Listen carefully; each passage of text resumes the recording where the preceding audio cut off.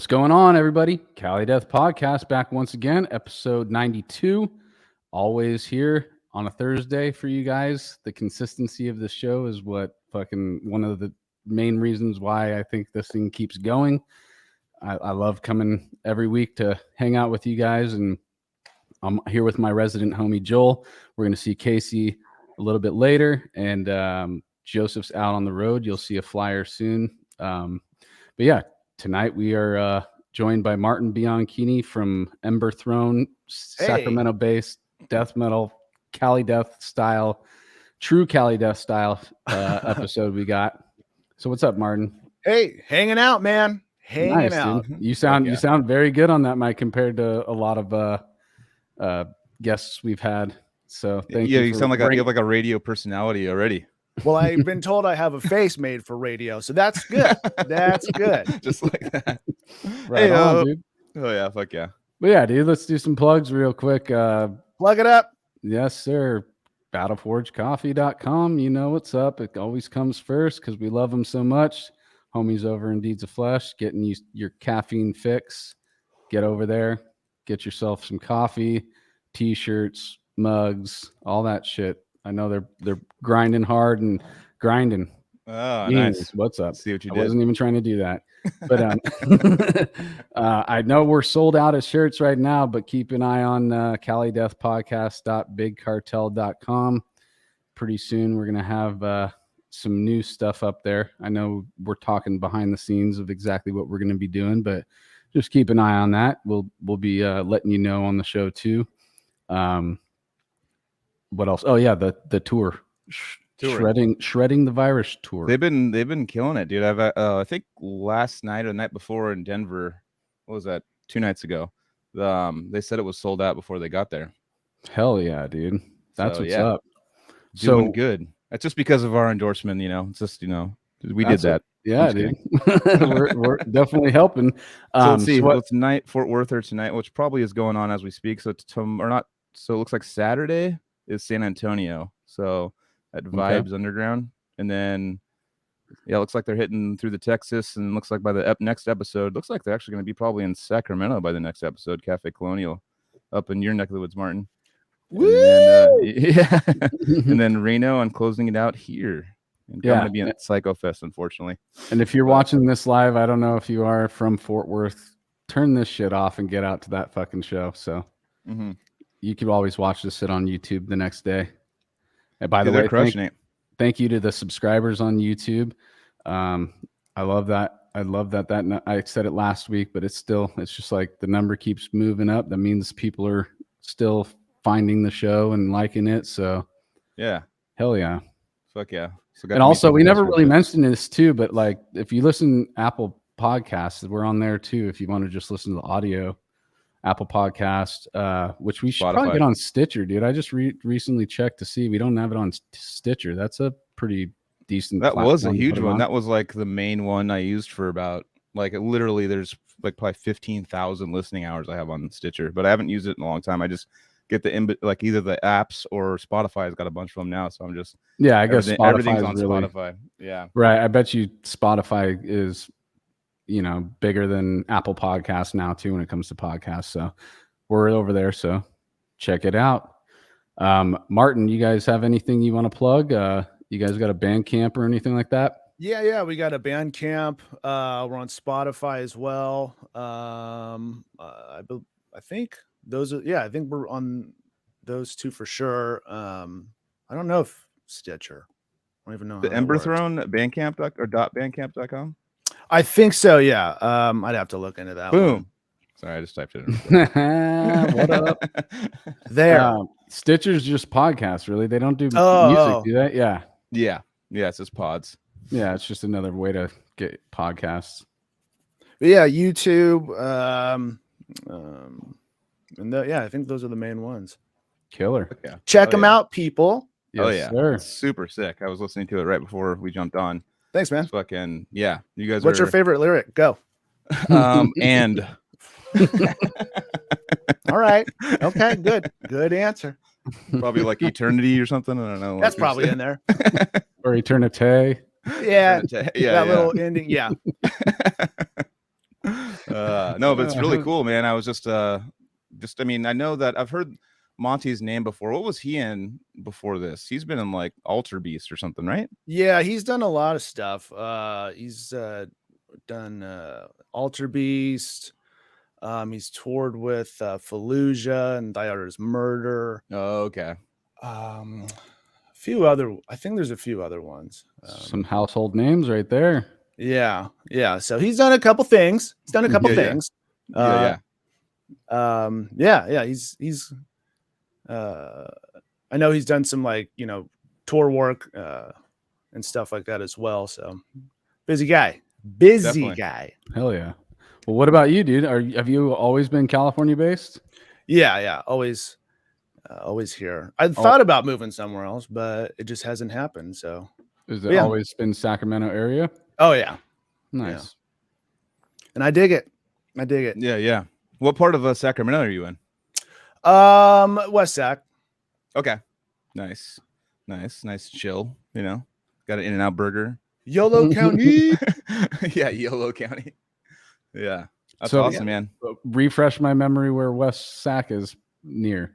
It's like it's west of East Sac.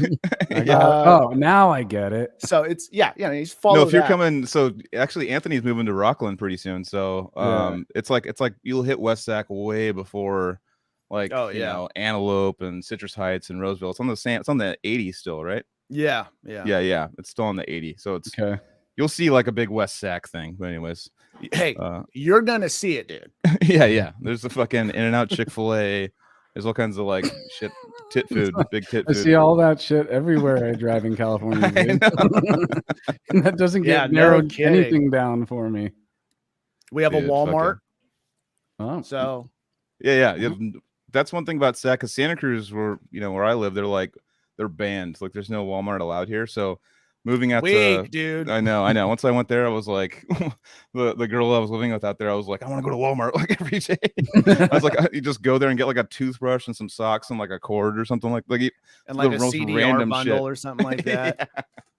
And then just take care of the day. Yeah, you go there for grocery shopping. It's like, why did I spend $200? Oh, I bought like this random shit that has nothing to do with groceries. I bought a Roku. Does Santa Cruz have Costco's? We do. Costco? We got one. Okay. Yeah. How about IKEA? You guys got an IKEA? We have one in Monterey, I think. So that's as close as we get. We got to go. Like, I'll give you that. Yeah. It's kind of a staple. Yeah. Got to go across the bridge for an IKEA. Oh wait, do we? I don't know.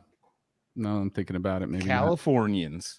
Yeah, it's all like based on how close all the convenience of things are.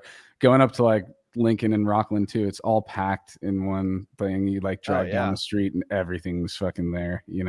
Dude, on Saturday, I'm gonna go see a Metallica cover band around Lincoln. I think. It's sick. What's their name? Wait, when? It's called Damage Inc. I think. It's like tomorrow night. Yeah. Oh shit. No. Saturday night.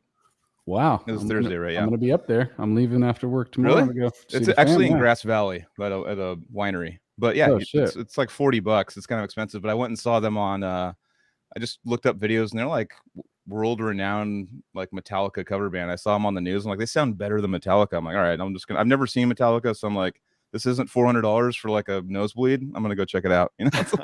Right. God. And I bet you now, if they come back out after all that Stranger Things hoopla, they're gonna bring up those prices even more. Oh, totally. Yeah. So when you guys, here's a question just right off that. When's your next show? When are you guys playing next? We're trying to book some stuff. We're in the process of booking some stuff right now, so nothing set in stone at the moment. Yeah. But hopefully we hear back soon. But if it is, it'll be early October. Okay. Some shows, and then you guys just got signed, right? You got signed to Seek and Strike. Nice. Yeah. So that was pretty cool. I've never heard. I mean, I'm not saying that it's an unknown label. What, dude? So tell us a little bit about like, where's that based out of? Who else is the label mate with you on that? Is it a brand?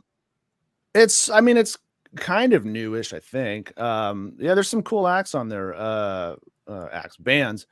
Oh God, I'm blanking on the name. What's the name? Orbit Slayer. Culture. Okay. Slayer's on there, I think. Orbit Culture's on there, and they're doing some really cool stuff right now. So Yeah. That's totally a play on. I mean, it maybe not be, but Seek and Destroy, dude. Seek and Strike. We're talking Metallica. Come Yeah, on. I know. I was gonna say, Seek and Destroy Records, sick, dude. full circle, baby. Subsidiary of Master of Puppets, dude. Records. No, I mean, just to give you guys a little like lubing. Lube it up, baby. Dude. That, I mean, you guys just dropped the first album. I mean, is it it's just the songs? Maybe is it 4 songs or is it an album? It's just an EP. Yeah. EP. Oh, EP. Okay. I like threw it on when it first came out because I remember Gabe was telling me, "Hey, check out my new band that's coming out." Gabe Seeber's in it, by the way. A lot of people definitely are aware of him. But previous like guest and homie. you might possible surprise later, but who knows. But as far as like throwing it on, it was like an automatically like professionally done, like it's an album that's like just already polished as fuck and like sounds like a band that's been around forever. It has elements of like there's some like atmospheric elements in it. There's like some like fucking brutal heavy moments in it. There's like even kind of for Murray, there's a little Meshuggah riff in there. I heard there's a little Meshuggah riff. I heard one Meshuggah riff just for Murray. It's who's in here is gonna he's gonna X out Meshuggah thing. Now it's gonna start like a 15-minute Meshuggah chat where he's just defending himself the whole time. He's all motherfucker. But yeah, no, it's fucking got a lot of shit in it, man. It was impressive to hear a first album be that like polished and like you guys are just going for it like first album. You know, it's like there's no like, I mean, unless you have something before that. Do you have anything before that? No. With this band, this was the first release. And the plan was. Thank you, by the way. That was pretty cool. Oh, yeah. Yeah, you're welcome. Yeah, thank you, dude. Thank you for that. The plan was just to release it on our own as well. Like that kind of the Seek and Strike thing kind of came up during the process of recording and tracking and stuff. But yeah, our intention was to put out, we didn't want to put out anything half-assed, even if we were going to follow through with the original plan is just self-release it and do that thing. But we really wanted to make something super cool and it sounds super cool, and as good as possible. So where'd you guys record? So with the tracking, I did the guitars at my house. Our bass player Q, he did all his stuff at his house. Monty did all his stuff at his house. Oh damn! And the drums, the drums are the only thing that we had to do in the studio. So and we did those over at Mayhemness here in Sacramento. Oh, nice. So that's kind of just par for the course now for a lot of people, like with the technology that. Oh yeah. Have access to in there. Did you not reamp? Did you just do actual guitars at your house, or did you? No, so the tracking was all done, at my house. Yeah. But the reamping, we actually worked with somebody else, kind of doing the whole engineering and stuff. And his name is Nico, and he lives in Spain. So another, expanding on the whole, being able to do these kinds of things with the advances of technology. Yeah. And he mixed it. We all kind of did our own editing and he kind of fine-tuned certain things. Oh, bro, you edited? Yeah. Yeah, I don't have a lot of money, so I gotta take, I know. And that's kind of why we're like, all right, let's try to take on whatever we can, and what we can't do, like we'll work with someone who can do it. And Monty actually worked with Nico on his project called Mal, M-A-L. And he does his own stuff. He's I think he's worked with Ingested. Okay. And so he has this project that he does, and I don't know how they got in contact, but he got a hold of Monty, and Monty did a song with him.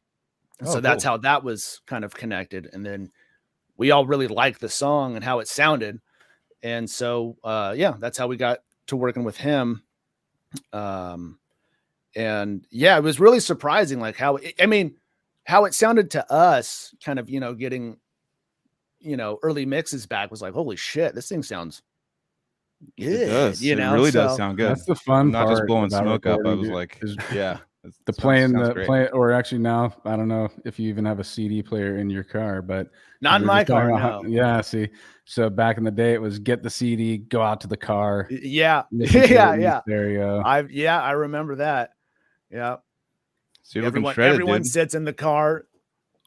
Usually one person has like a good stereo and it's not even that good, but it's just the better of, it's so weird. The recording process is so fucking weird because right now we just went to Zach, and did like our little prog album, and Zach it's Oren, nice. Yeah. Cool, yeah. Cool. And like it's so weird listening to it. First of all, he's got $15,000 a piece monitors in there. That's so it. It's like, yeah, I know, right? So they're like they're like this big with like fucking speakers on the side. And on through there, I'm like, Jesus, this is like the Black Album. But then like you go in and then you go into like your car, and then it's gonna have a totally different like vibe to it, just because like and that's what mastering is all about, trying to get it all sound the same. But like, yeah, it's a trip like to hear and then my monitors, it's like completely different too. And I'm like, oh, it sounds weird on here, it sounds amazing in my car, it sounds like there's so many different factors to recording. I loved being in the studio. That's like the best place to listen to it for me. Like, going back to Cryptic, like sitting there while Zach's fucking with shit was just like, I loved sitting on that couch and just watching things happen. It was a trip on this recording session because like what's his name, Rob Flynn from Machine Head would just constantly like walk in like, what's going on? Yeah, just like he's just next door, so he's like coming in all the time, like just like checking out, like watching Casey go, all right, go drum. Casey's like had like for my cat kept Casey up all night, like attacking him and shit. And, like, and he was just trying to keep him on his toes, man. I got to keep him. I know. Joints loose, dude. No, I know. No, it was a trip, man. That's definitely the recording. I couldn't imagine nowadays, like you said, you're doing it from home, like tracking all that shit, because there's like multiple, there's like 4 layers that we're doing.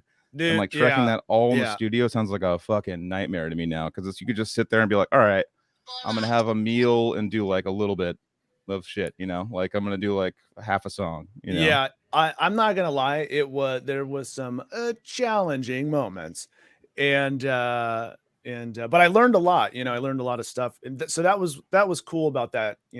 Kind of taking it on from a different angle this time. Yeah, but it's tracking in a studio in a different, a normal setting, like you were saying, that's super fun. Like it's always fun kind of being in there and, getting to mess around with stuff. And it's cool when you work with somebody who can kind of, inspire that too, kind of, bring things out or whatever. And that, I guess there's like a balance between, being able to doing it yourself and going somewhere and having an engineer, in person, even keeping you in check and stuff too. That's what I was just about to say, dude. Like the opinions outside of your own head given to you from the guy who's behind the board. Yeah. It may, because I mean, you can be biased against your own performances if you're doing it at home, so, and of course, we were talking ego before pre-pod and all that kind of stuff. It's still always going to be there. Yeah. So but then I will say, with all the most of opinions that I've gotten from other people while I'm recording actually ended up being, the thing that made it better if I were to, do it like this versus that, or, so it's having the outside perspective is really something that it could be a good tool. Yeah. I totally agree. Yeah. And it is nice. It's nice to even not even for like, oh, you messed up, do it again. You messed up, do it again. But even like, no, you nailed it. Like, it's good. Yeah.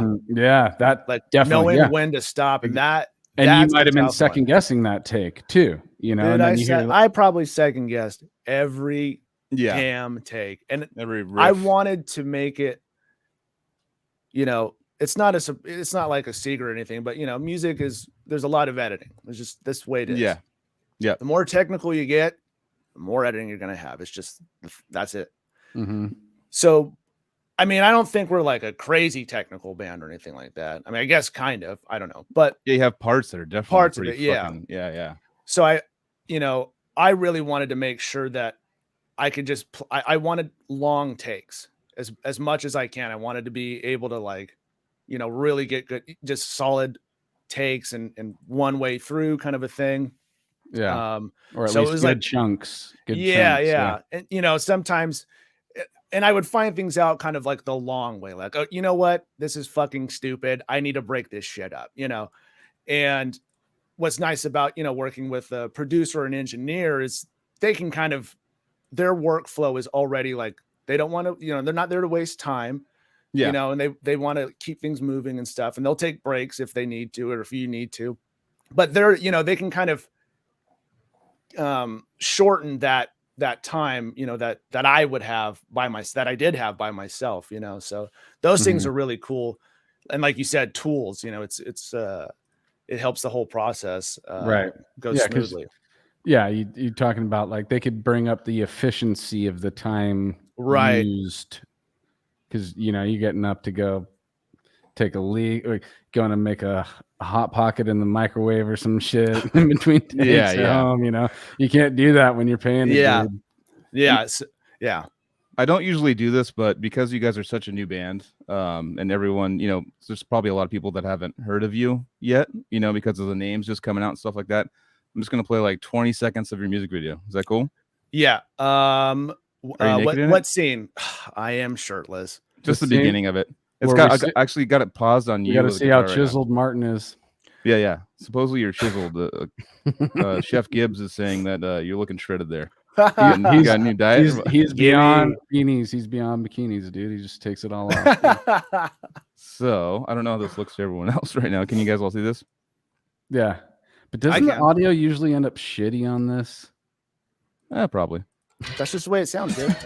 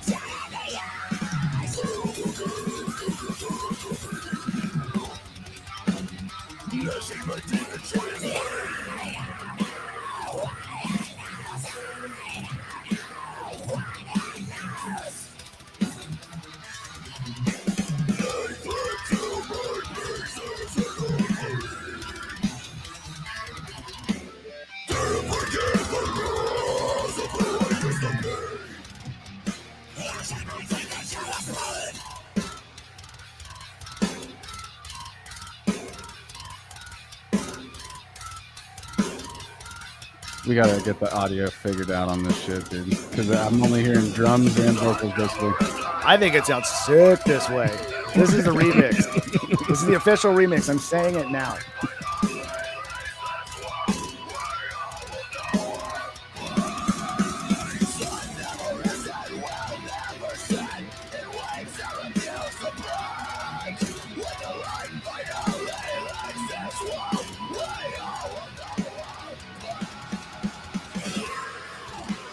What's longer, Gabe's hair or beard?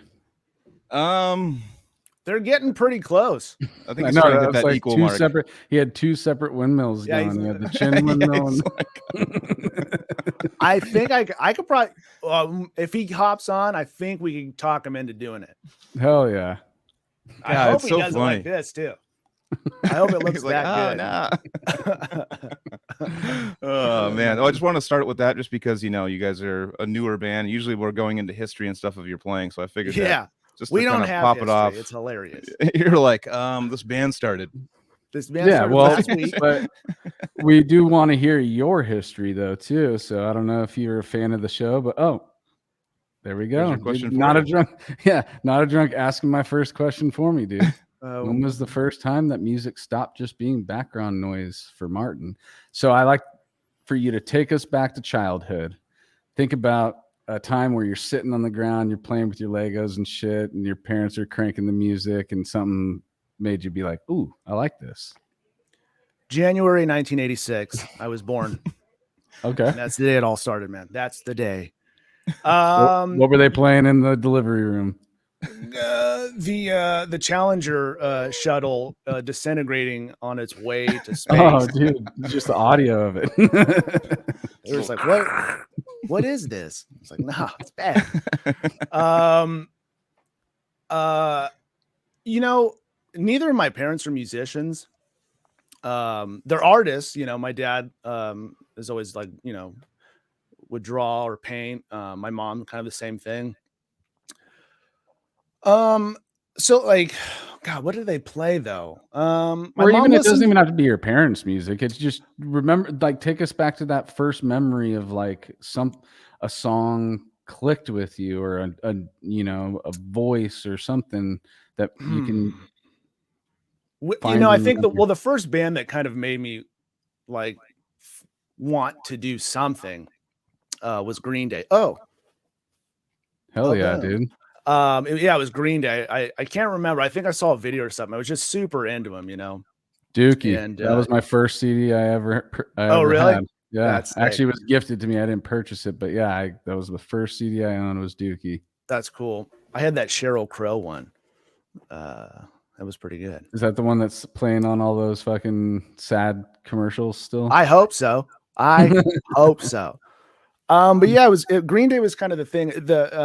My mom got into country at one point, and I remember she was watching CMT, and I saw a guy playing a guitar, and that's really what the guitar, the idea of playing guitar came from, was just glancing at this country video, Right. and I was like, oh, that looks cool, you know. But yeah, I would say Green Day was the kind of the band that, you know, got something turning in my head. Yeah. And I just always wanted a guitar, you know, for like the longest time. And then I got one. It was a classical, not what I really wanted, Mom, but that's fine. What age? Oh God, I think it was like second grade. Wow. Okay. I don't know what age you're at, like 10 or 11, maybe. I don't know. But yeah, so yeah, Green Day was like, I was just super into them. I thought everything about it was cool. I wanted to do it. Everything about it was cool. And that's really what kind of got me thinking about doing, like playing. So even though Yeah. the classical wasn't something that you wanted, what's like the first song or chord and all that kind of stuff that you were messing around? Was it Nylon? It was Nylon. It was a lot of like children's Check me songs. out trying to be all gear talk and shit. Now let's bro. gear it out, man. Gear it out. No, man. that's as far as I'll go with it though. After all that, Joel's That's gotta far take enough. over. That's far enough for me. I wish I could go back to Nylon. God, it was just like a lot of like children's songs, you know, and just sitting there trying to figure the thing out. Mhm. But then when I got an electric guitar, you know, it was, I think I obviously discovering the power chord, you know, Right. put my world into color. And I didn't really learn, I didn't really like learn songs, but you know, I obviously had the Smoke on the Water riff down pretty good. Pretty Mhm. good. Fuck Mhm. yeah. Standard, you know, standard riffage. Yeah, I think those were like the first things, especially with the power chord. When that hit, when I figured, I was like, oh, that sounds really cool. Right. That changed everything. So that was the game changer. And then I you can can do it move it. upside down. Oh, yeah. That came like 5 years later, though. You know what I mean? Yeah. Yeah, So the moving it power- around, moving the power chord around has got to be like the biggest game changer. You're So that's obviously Yeah. What the fuck? tuning, right? It's got to be in a certain tuning. It can't to be able drop to- tuning. It just got to be like normal standard. Yeah, like tuning. yeah. So what is it? So if you're playing drop tuning, what do you do to do a power chord? Just one finger, huh? Yeah, that's what makes it That's easier. a whole other game changer, man. Yeah. So it drops the top string to the point where you just have to hold it in the same fret for the two strings. Wow. Yeah. Yep. Yeah. Yep. I And it had gives a you access to friend- chords too. It gives you like other access to chords later that you can't get with normal tuning. Like because you can stretch farther or you can get like notes that you couldn't get normally because of the lowering of the string. Yeah. Trip. I I remember back in the day, like in high school, my friends had a band, and God, can I remember the name? I don't know. What was it? It might have been Talented Losers or something like that. Something cool. Something Yeah. cool. And I remember it was like it was at a friend's house, and they opened up the garage, and it was like a garage show. And my buddy MJ was playing guitar, and he was older than me. And I remember he was playing like rage riffs or something like that. And he was doing all the one-fingered kind of stuff. I'm like, whoa, that sounds so cool. Like, how's it? And I went home and tried it, and it sounded like horse shit because I didn't know what I was doing. Right. And for years I didn't know. And then like, later on, I'm like, what? Or I think I asked him, like, what were you doing? He's like, oh, I just tune it down. Drop D tuning. I'm like, what the fuck is drop D tuning, man? Right. Game changer. Wrong.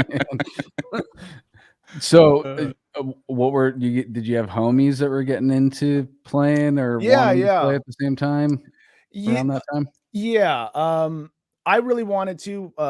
My best buddy Dave, he got a bass at some point. We could never quite get a drummer, in the high school days. It was just impossible. Mm-hmm. So we had our friend Frank go buy one at a pawn shop with his parents, and big waste of money, Frank, no big deal. But it was basically a junk pile of drums that had no heads on it. So he bought shells and never did anything. So never had a drummer. But we were always trying to get, friends together. And I was trying to tell my friends, like, dude, you should play guitar with me. Or, like, we need a vocalist or someone to drum or whatever, just trying, But there was like a cool little high school community of friends, that played together. I probably sucked or something like that. And that's why I never played with them. But yeah, there was just kind of a little cool local music community thing for a hot moment. So were you just basically hands-on learning, or did you take lessons? Or I took lessons is like a overstatement. Or take a like band class at school? I did for trumpet, and it but after that, no. I did, with the classical guitar I did for a little bit. But when electric guitar came, my dad had a friend. He kind of just showed me himself playing guitar more than like taught me things. So I just kind of was like, oh, cool. He would ask for the guitar, and I would go, here you go. And he would be like, yeah. And so, but yeah, really, other than that, I just kind of learned things on my own, or friends showing me things, just mostly self-taught for the majority, that early kind of time. Actually, all of it, I guess. But so tell us about the discovery of metal. Like you said, Green Day was a big thing. That would obviously be a nice precursor to find the distorted guitars and all that shit. I wasn't really into metal and stuff for like a long time. And okay, then to take us back, I still want to know the progression. Then, if metal didn't come until later, what was happening with you? I just what did I like? Kind of getting out of high school, I kind of got into like bands like The Used. God, what's their name? Every Time I Die. Kind of like progressing in different things, and things started to get a little bit heavier. I got into Dillinger Escape Plan, and things like that. And then I think the band that really got me into the metal cylinder that I'm in now, filled with metal juice all day long, was Between the Buried and Me for the Alaska album. Oh, shit. Yeah. But I mean, I guess it's kind of lame to say this, but I just kind of thought for the longest time that metal was just like old guy shit, Yeah. And I just wasn't into it. And I liked what I liked and the energy and all this stuff. But I saw like a band photo of Between the Buried and Me. I'm like, what the fuck? Like, these guys look all smooth and like not crusty or anything, Yep. And it just, for whatever reason, that just was like, it kind of took those dumbass glasses off of my face, and was like, oh, this shit is actually sick. And really from then on, it was like, just more and more stuff. Exponential after that. Yeah, it was like, yeah. That's why Black Dahlia murder, I think, got so big. I was talking about that with, R.I.P. Trevor. One of the episodes we have with him is like, I think they came at the time where everyone thought metal was like dudes with long hair and like fucking goblets on and shit. And then they came out with Unhollowed, and it was just like guys with haircuts. Yeah. And everyone's like, well, they're making almost sceney. Like the yeah. Black Dahlia. I didn't really get into Black Dahlia. It was, like most people, that don't listen to it. It was the vocals that always just kind of turned me off for the most part. It was like once I heard them, like I can't even get into it. Mm-hmm. And so I wasn't, it took a while for like the vocal part to actually like for me to really not even like it, but to understand it, understand its fit within this type of music, but Black Dahlia just was like, holy shit, this is fucking insane. Like it's so sick, and it's melodic, and it's fast, and it's heavy. It's all this cool stuff. It's aggressive. It's fucking sounds insane, Definitely. So it just kind of progressed from there, and I've always liked other stuff. But metal just kind of seemed to be the thing that was like the majority of what I had listened to, and it's especially at that point started playing, Definitely. Just to rewind just a little bit, because I don't know if we asked or you talked, but the high school bands, was there any solid lineup that you were finally able to get together before you graduated, or no? That's a big NO. That's a big one. All right. Yeah, I tried. And for I don't know why. Guys, are you listening? Maybe you can tell me why. I got these big old cans on my ear right now, bro. I don't know why. It wasn't really, it was like right out of high school that it was after high school. I know we graduated. I just thought about this recently too. Me and my buddy Dave, he found a drummer the old school way, he found someone online, like Skips Music or something like that. Oh yeah. And then this dude he couldn't do it for whatever reason. And he had a friend who could do it. And so that's how we got hooked up with our drummer, Matt. So then actually, I guess I was in a band before that too. It's all over the place. That one. Yeah. God damn. You did have a band in before you graduated? No. This was all. Okay. It might have been like the tail end of the senior year kind of thing, but it wasn't. I wouldn't consider it like I had a band in high school. Right. It wasn't really until after high school that I did anything. Mm-hmm. But those were kind of like not metal, that's for sure. Kind of screamo kind of stuff. The real heavy stuff. You know what I mean? Yeah. There it is. The thumb. You got to get the thumb further out. Yeah. Joel refuses. Joel refuses to do the horns, dude. This is as much as you can get out of him. That's not bad, dude. That's the Adam West right there, man. I just do like as small as I can get, though. Like, wow. I just do the. It's more like you almost could see him like meditating like that, dude. Just like I don't know. You see those guys like what you said with the thumb, like like you see that at the old school metal shows of the old guys going, "Fuck yeah, brother!" Like and that's like they'll be like at a Leonard Skinner show, like, "Fuck yeah, fuck yeah," and I'm just like, "Oh my god, I'm never doing the horns again. This is like killing me." What, dude? That didn't inspire you? So then I just went like, so now I just make them all tiny, just be like, "That's not." Hey man, that's the Adam West right there. That's there's already someone. Isn't that the guy that did Batman? Yeah. The OG Batman, he had the tiny little. Yeah, that's why I said the tiny ears at the top. Dude. You got the Adam West, you got the Michael Keaton. That reference? You got that's a deep one. That's good. Fucking I'm sure one of them had. Oh, you got a pet? This is the Clooney. Kind of pet? The Clooney? A dog. Yeah, this is the Clooney. This is the Val Kilmer. This is who else has done it? The Ben Affleck. Christian Bale. He's pretty like rock solid, you know what I mean? Like way up hard. Ben Affleck, way up, but further apart, if you can do that. Right. Yeah, dude, you've already broken this down. That was probably the first improv.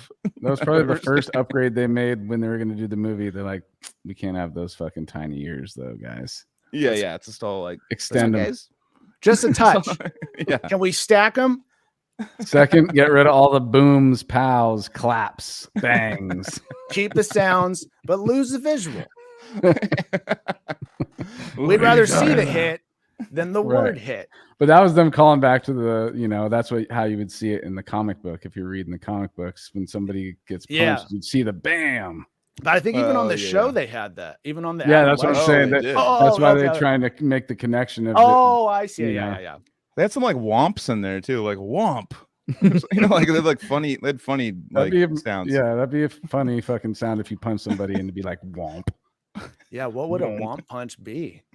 That's like a fucking. You have like just a fist of fat or something. Like I don't. Yeah, you got to have like Punching a guy in the stomach, a chubby guy Yeah, in it's the a stomach. you womp. got to have thick fingers for a womp punch. It's almost got to be 2 fingers per. Like one finger should be as wide as 2. Or maybe for a womp cupping punch. slap, a cup slap, like a womp. It's kind of makes a wompy. Oh, so you kind of trap the air, Yeah, yeah. creating the kinda like- womp. I can't. do We're it on to right now, something. We are, dude. but- Oh god. So that's awesome. I've played guitar. No, so where were we I've at? done That was guitaring. I've done guitaring. the Batman Yeah. leads threw us off right there, dude. We were talking about Adam West. Oh, the horns. Oh and- yeah, that's right. But was it like this? Oh, because you said screamo, fucking heavy shit. Oh yeah. yeah. During the screamo phase. and I stand by it, dude. Don't I ever. Yeah. back it. I back like it too. some shit from that genre, no doubt. Me too. As will I.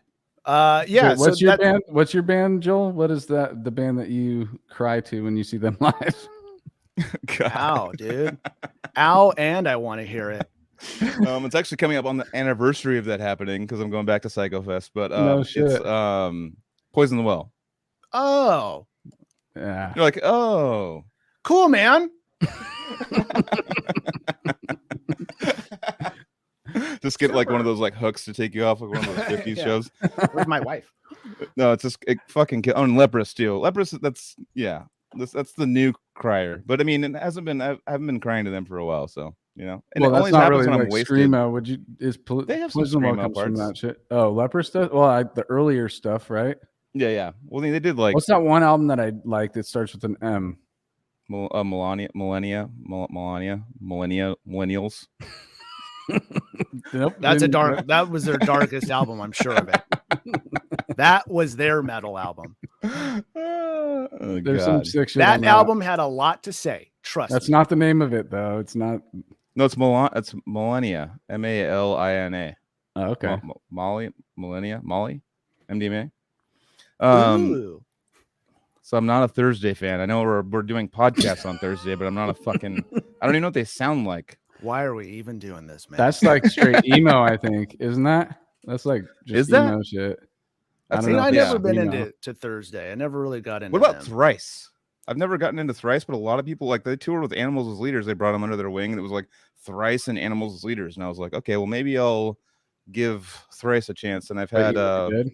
yeah, I Riley actually McShane like was in their town. later stuff. That's the see? stuff that I got into was like even their the most recent stuff. I can't even think of the name because I don't remember shit if you can't tell. And but I don't know. I wasn't into them back in the day when when they were exploding and all that stuff. But when their sound kind of changed, they kind of left the screamo style stuff a little bit and started doing something else. And I don't know. It's like it's just super. I really like it.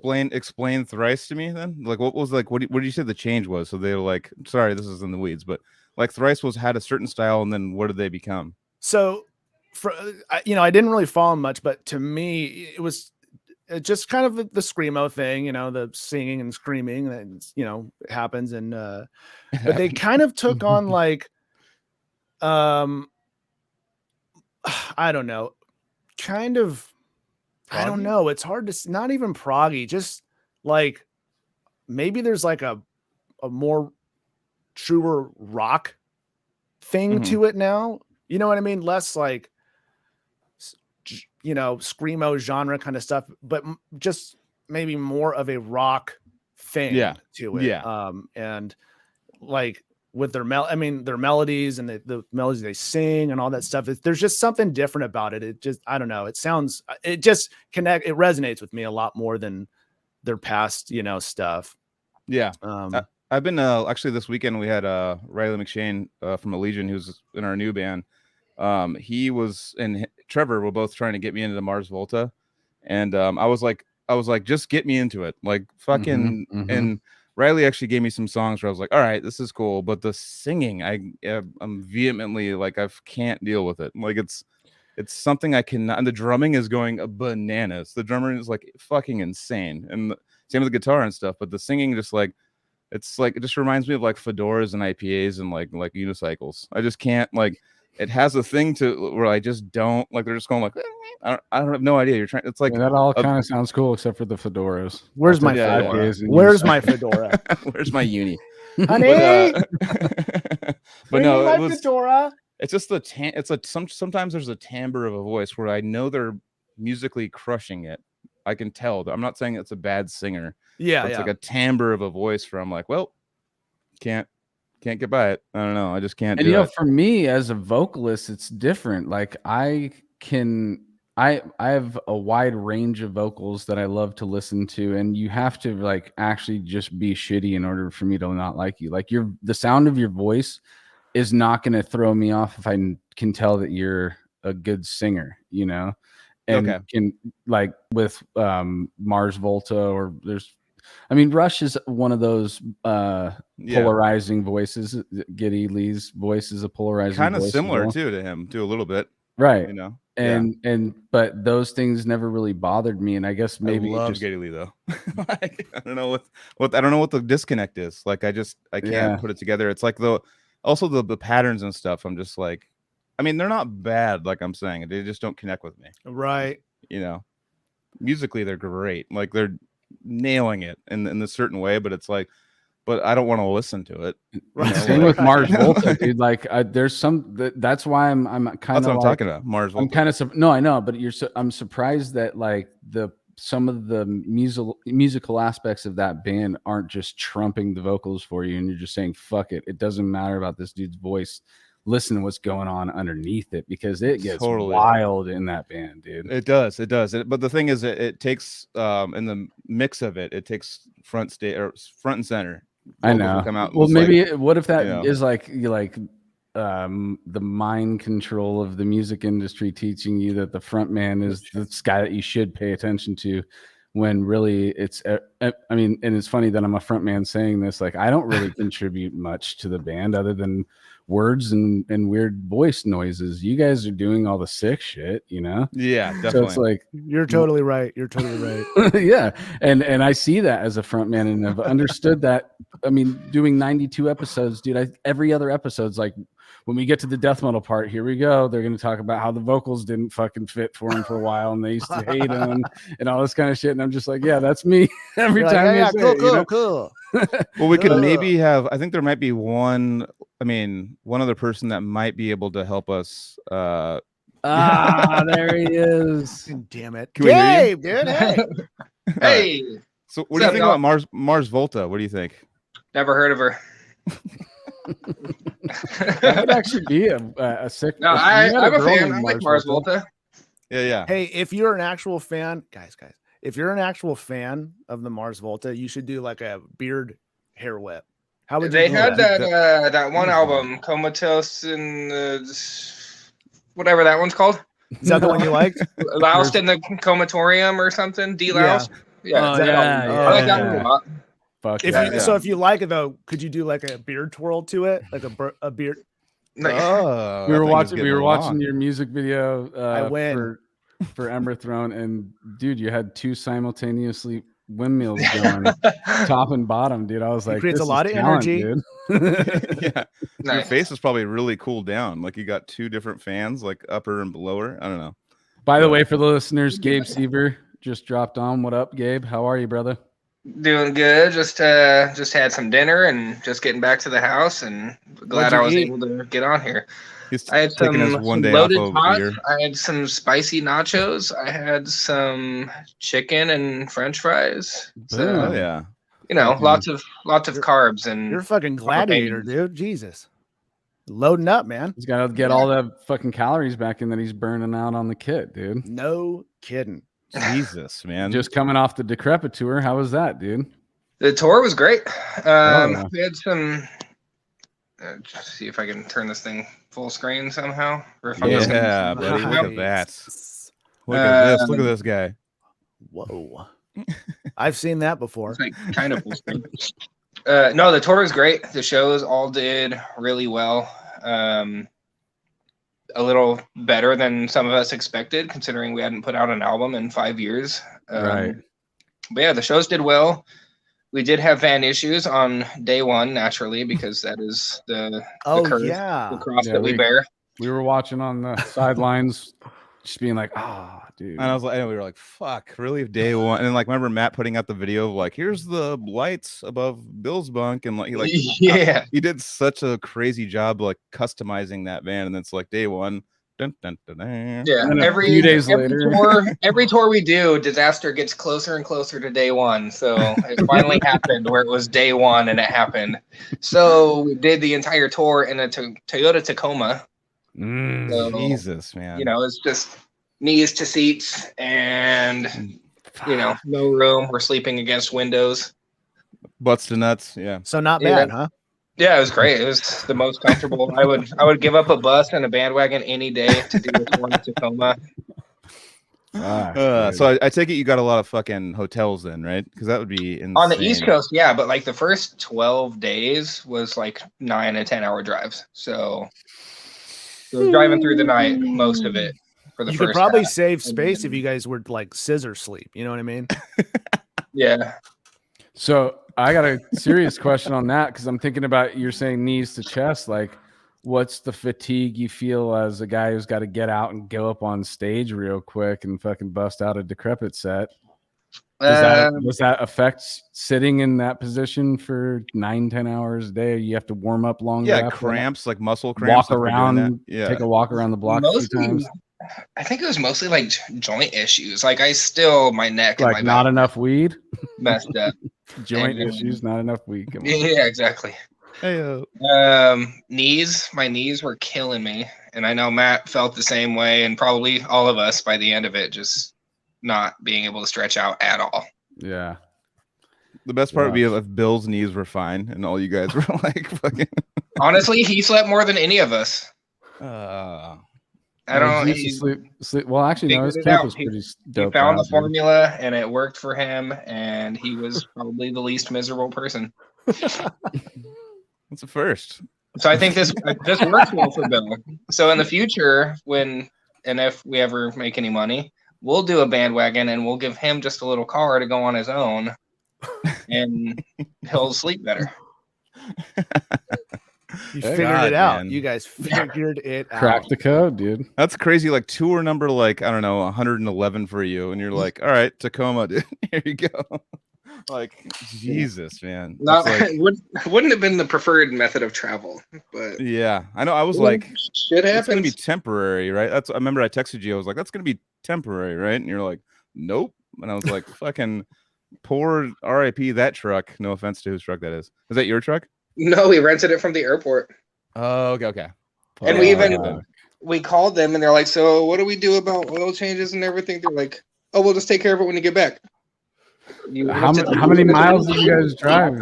Oil? How many miles total?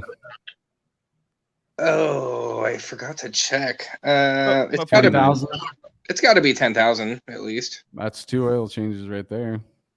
But I guess not for them. They don't care. It's a Toyota, dude. Those things last forever. Yeah. Like mile overages if you're like renting a car. Yeah, we had mild overages with the Bandigo van. But not like 11. Bandigo charges so much more. So on the Vale of North Abigail tour, when we rented a van from Bandigo for the Devastation tour, that was like 10 grand. Jesus. For the Tacoma, we paid 2. There you go. Oh wow, maybe it's worth it then. But which one was better? Actually, didn't spend tons of money on it. It was just uncomfortable, and we were miserable, except for Bill. Right. Gas is probably a little bit better too. Not as much in the gas tank. The gas. So they're still pretty bad. Yeah, it was still pretty bad because we also had a trailer. So we were averaging about 8 to 9 miles a gallon. And you guys had that big ass trailer, right? Yeah, it was like a 14-foot trailer, double axle. Damn. I remember being stoked on like $2.50 when we went on tour. Like, what was the lowest number gas that you guys ran across on this fucking tour, dude? It's like $19.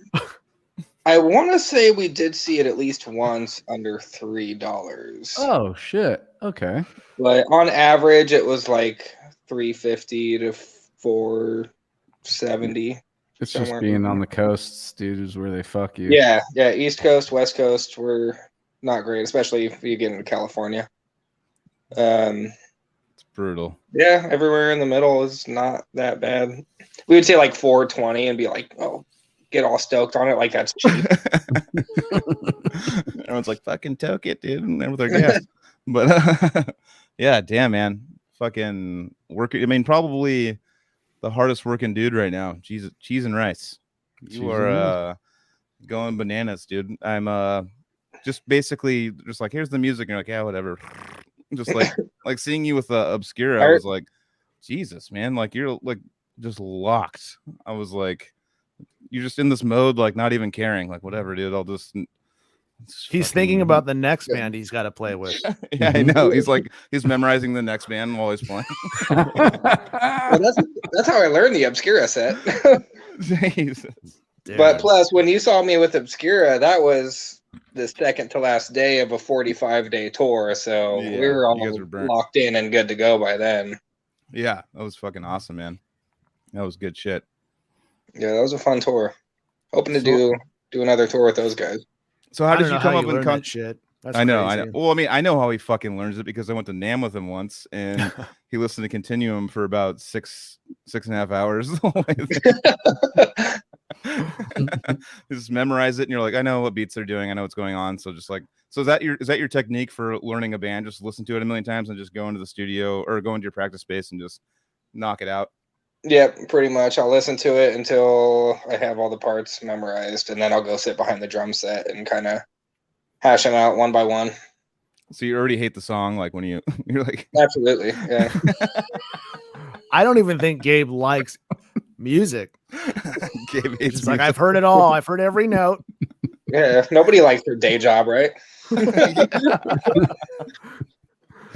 Oh my god, it kind of has turned into something like that for you, huh? Like it's a constant thing that you're doing, so it is a day job, you know? Yeah, pretty much. Like I don't remember the last time I listened to a new album just out of pure enjoyment and wanting to hear a new album, because it's like there's always another tour coming up, so I have to be listening to this. I have 3 weeks off, or I have 5 weeks off before the next tour, and I have to learn this set. So in the small right now that I don't have any more tours coming up for the foreseeable future, I will say the new Psychroptic album is I have not listened yet. I've been saving that for a double ear in the dark situation. That's how I like to listen to albums for the first time, dude. What's it sound like to you? Like, is it anything kind of reminiscent to the earlier stuff, or is it more later stuff? Or I wouldn't say to the earlier stuff necessarily. But there's a little more like ambiance to it, I would say. Yeah. A little more like using different kind of effects and stuff like that, where most Psychroptic is just, I don't want to say straightforward, but as far as like, okay, this is guitar and drums and vocals, that's what you get. Mm-hmm. But they have a little more like studio effects and stuff like that. I think, there's some cool layering and different stuff going on. Hell yeah. Awesome, man. I can't wait to fucking check it out. I got to check that out too. Rock and roll. I might try it your way, dude. And like, was it a dark room or something? Well, how do you? Yeah, dude. But if you got a 6 stereo or headphones, listen to it. I almost want to try it that way. Lay them down in the dark, dude. Smoke a few fucking puffs and lay down in the dark. And just fade away. And just close your eyes, dude, and start and just see where it takes you. That's actually pretty smart because like you're gonna hear everything. There's no no other distractions in your senses other than your farts, you know. But And that's where it gets deeper. That yeah. You need but that yeah, sense. no, but it's almost psychedelic if you really think about that. Like that's kind of not the fart part, taking right? it. my farts are fucking Kickstart my psychedelic, fart. guys. Dude. It's methanyl Let's DMT, get this dude. After what was it? Little Tampinas. What is that place called? Oh, Little Tampico. Jesus, Yeah, 7 dude, gallons. After a few mollies and a fajita plate, dude, my shit's psychedelic as shit, bro. Just because I've had a couple drinks, I'm just gonna say it. So 7 G's was with us, and 7 he was G's, like, Joel G from Joel, yeah. And he was like, yeah, I'll try a Molly's. I'll have another one. I was like, are you sure? You're not like much of a drinker. I probably wouldn't do another one. Like, you know. Oh, He's disclaimer: like, it's not drugs, guys. It's just a really strong. It's a really strong Molly's. margarita. Yeah. Oh, I thought yeah. he was. We're just like slamming. jumping into the fucking Molly talk. Yeah, dude. You're like, are you sure? I was like, yeah, we man, took I'll take another. ecstasy out of Mexican 7 G's. restaurant, 7 dude. G's is pretty straight laced. He doesn't do drugs. Yeah, he is. Like, Really, he does, dude. He's doing shots of fucking Molly, bro. So so those have 4 shots in them. 4 or 5 shots like per Molly. I had so 2 like before we left, dude. Me too. That was fucking gnarly. Yeah, he definitely filled up my sink with vomit. So I was like, well, so didn't he like smoke 7 weed when we got back to the house? Oh yeah, he was treating it like it was no big deal, and I'm like, those are not to be fucked with. Just FYI, like, don't take this. Joel G's in the chat right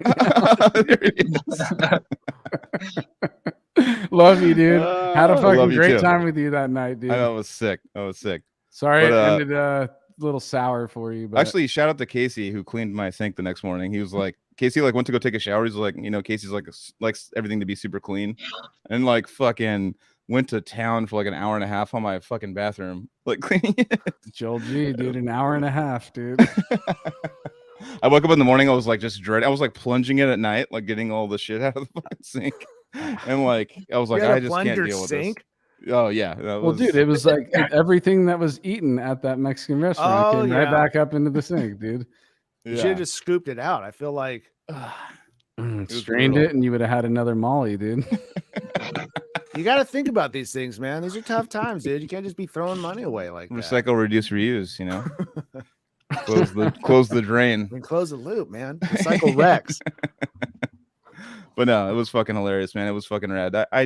I've had so many people take those things for granted, just like, yeah, whatever, I can handle all this shit, and then just before they know it, they're just like, I am blacked out. I don't know what to do with myself. So before they know it, they're throwing up in your sink. What does that say about me, dude? We had those Casey was pissing. Came back and drank like how many more beers after that? Well, Casey was pissing though, so he randomly just went to go take a piss, and then I was bringing in 7 G's like shit, like this is like do or die, and it's either the floor or a receptacle, like this is what we're doing.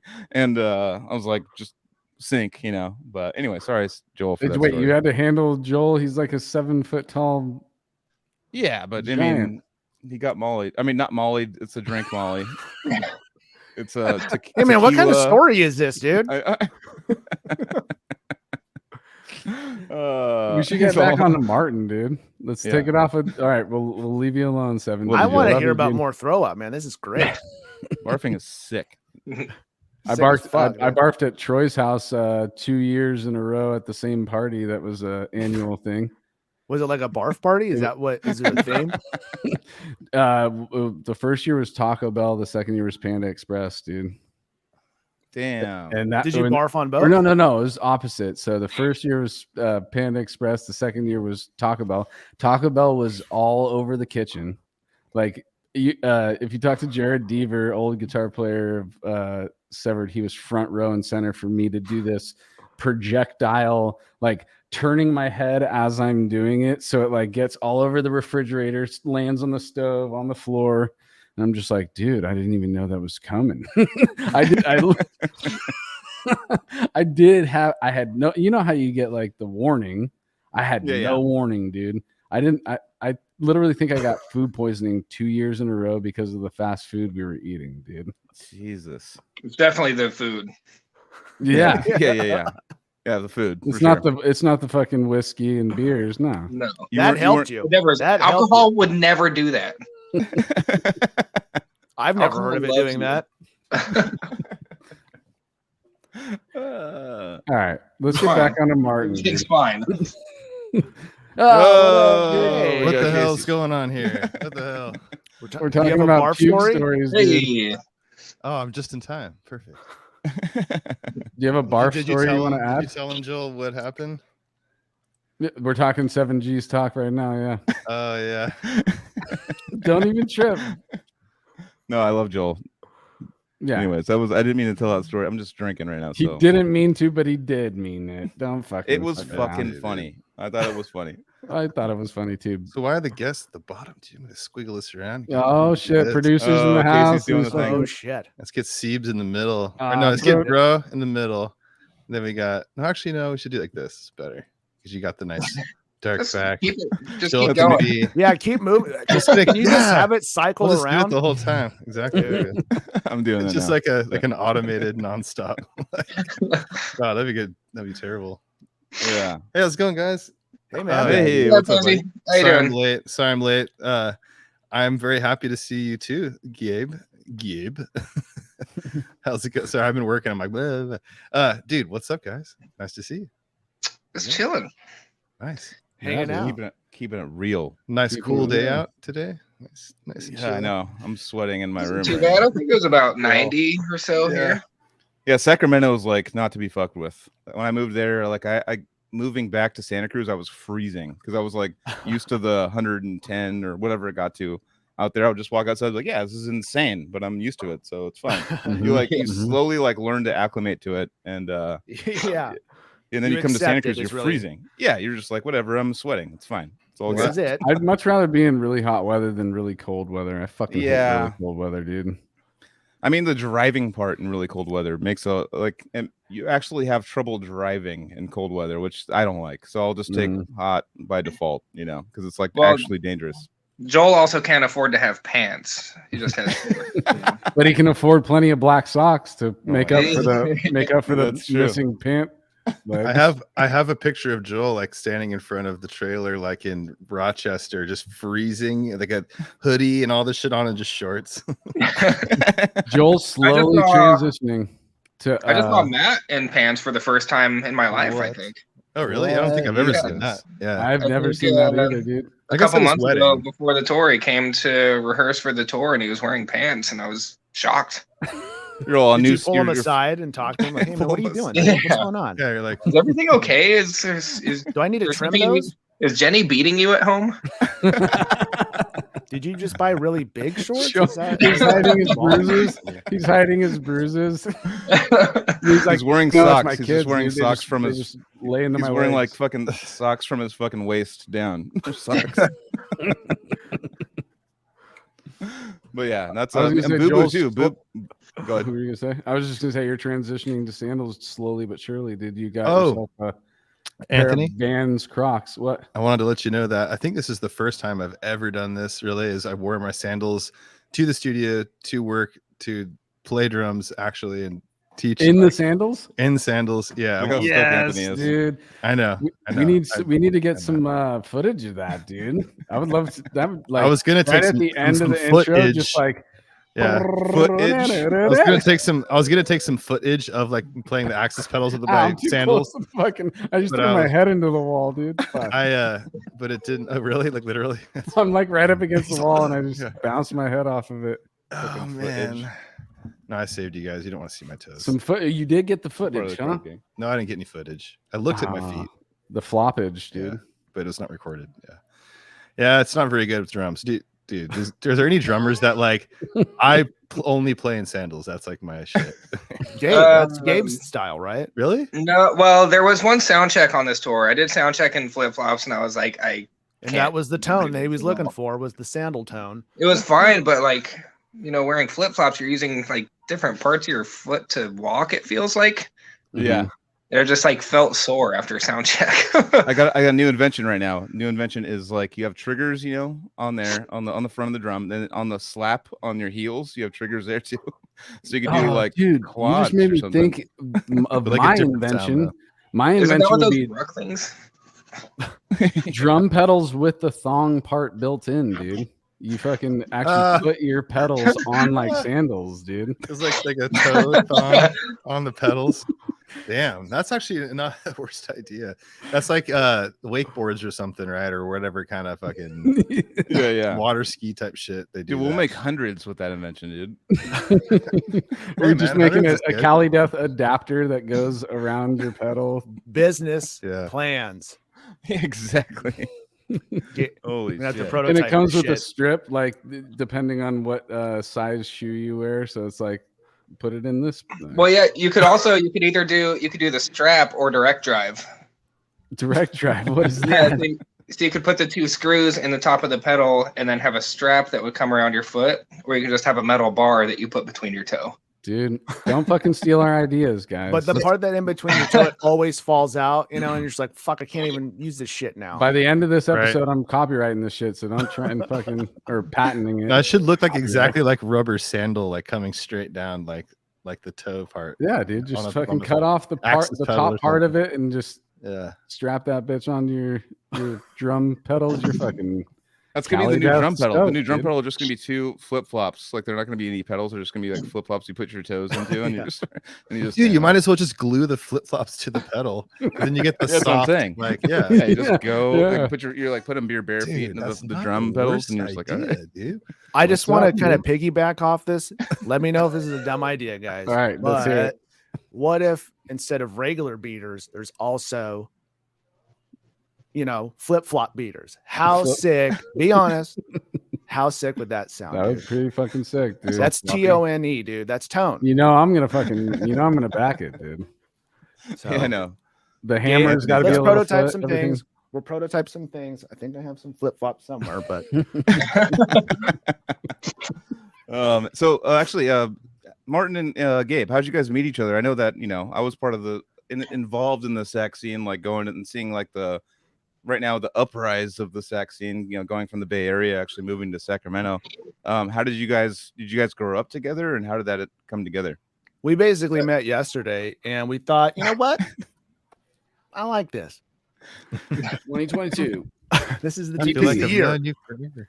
The EPA came out this morning, and now we're Came out doing this an episode morning. about it. I just figured out that Gabe's last name is spelled differently than I was pronouncing it. Sorry, Gabe. Seeber. Cyber. I don't know. When did I think we met kind of like in passing years ago. Yeah, because you and Monty had the Antioch synopsis already. Right. Oh, And okay. I know we had Antioch played synopsis. a couple shows back then. I remember in my Facebook memories just like 2 or 3 days ago. It was Oh my like God, tell us. 9 years ago this week that we played at the Underground. Oh, wow. And it Oh, was the Kennedyville and Antioch synopsis and I Armor. remember that. Yeah. That was like Armored they were trying to like get that place back or something, right? Or it was like a Yeah, well, one-off. I was working there at the time Oh, at that church. So like I was like, hey, this band is going on tour and they need a place to play. Can I do a show here? oh, So they let me do like 2 shows there, and then that was kind of the end of it. I quit working there. But yeah, that was like 9 years ago this week. goddamn. I got to know about the Antioch synopsis. That made my ears perk up. Poetically, that's a cool name. I'm gonna And blame Monty for that. all right, Monty, Yeah. he didn't come specifically for that reason. That's probably why. He knew it would come up. I know this is gonna come up. I can't. but no, I dig that. That sounds cool. But like, does it have to do with the city Antioch? No, I'll give you a bad answer. It's something about the Gabe. Maybe do you know at all? I've looked it up not that long ago, but I don't remember what it was. That's my answer. Well, I would. I mean, we You would were in have the to know- band. we would know what the name Antioch would have to be referencing. Like, what I does think it was like a mean? biblical thing or like the ancient place of Antioch. I think that it was something like that. And some crazy shit that happened there. Well, it looks like I need to do some more research on the name, because Antioch was always just a shitty town. If the professor was that I here, went we'd look to. it up, but we're all too lazy to do Maybe it. it had so. something to do with the siege of Antioch, which was. How are you doing that, Gabe? I'm on my I'm phone, traveling right now. so. Gabe's a talented ventriloquist Antioch, too. Turkey. Turkey. That was the original version name. Oh, The so it's, Antioch yeah, Turkey. it's like old world shit. A lot of people don't know that the turkey is the last of the dinosaurs to evolve, so it's still very dinosaur-like. So the Antioch turkey kind of was like, we get it, but I don't know if people will. Yeah. Pre-Google. It was very pre-Google, very pre-Google. We were not popping up. Yeah, damn, that was 9 years ago. That's crazy. So that's funny, dude. You're in a band that you're just like, this sounds cool. I'm just gonna play guitar in this band. Dude, it's like What you is know it? me. What does Emberthrone mean? It just sounded cool.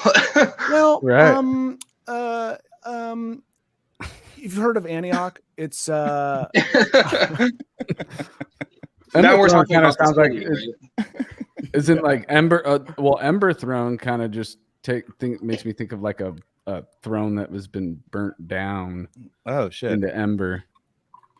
So like taking and then you see the King the, of Fire. the crucifixion on the cover. I'm like, okay, these guys, they're godless type hating, not really like hating, but like against Loving. religion. more And I'm loving. like, Ember Throne, okay, yeah, let's burn the throne down type deal. That's what I've been thinking about this week, because I do actually cram for these episodes, which a 4-song EP isn't that much of a cram, but Well, you have probably thought more about our title than we have. well, I just gave you guys the reason why you named your band that, dude. It was just Yeah, I think I'll we take must it. have had 40 different name ideas. We had some good ones too. And we were just chopping them up and like, well, I don't like this half of the word. Let's put that half with this half, and we finally landed on one. What was the And worst I one? What was the one where everyone shot it down immediately, but like thought about it for maybe like a half second? What were those 5 that Monty had again? Yeah, where we took the I don't. the vote where nobody could see who voted for what. Anonymous vote. Yeah. Yeah, I can't think of them now. I can't. Some were better than others, I think. But I don't remember. Was it like burnt chair? there's burnt chair. There's flaming fold-up chair, lawn chair. I mean, flaming flaming lawn chair. futon. The flaming futons. That's kind of like our. That's Smol- our cover band of Emberthrone. smoldering side chair. Yeah. Smoldering. Sidecar suicide. Smoldering CEO chair. Oh, fuck. Well, I love that. Hot One of potato those. ash. You just keep going with it. There's a lot. We can work with a lot. Yeah, like burnt garbage. Like, that's Burnt This garbage. is how we started. And then we 90 names later. you were like covering garbage songs and stuff, and you're like, dude, we're kind of like do like a more death metal garbage. Like I'm Dude, only I happy just when it seen fucking them. hails.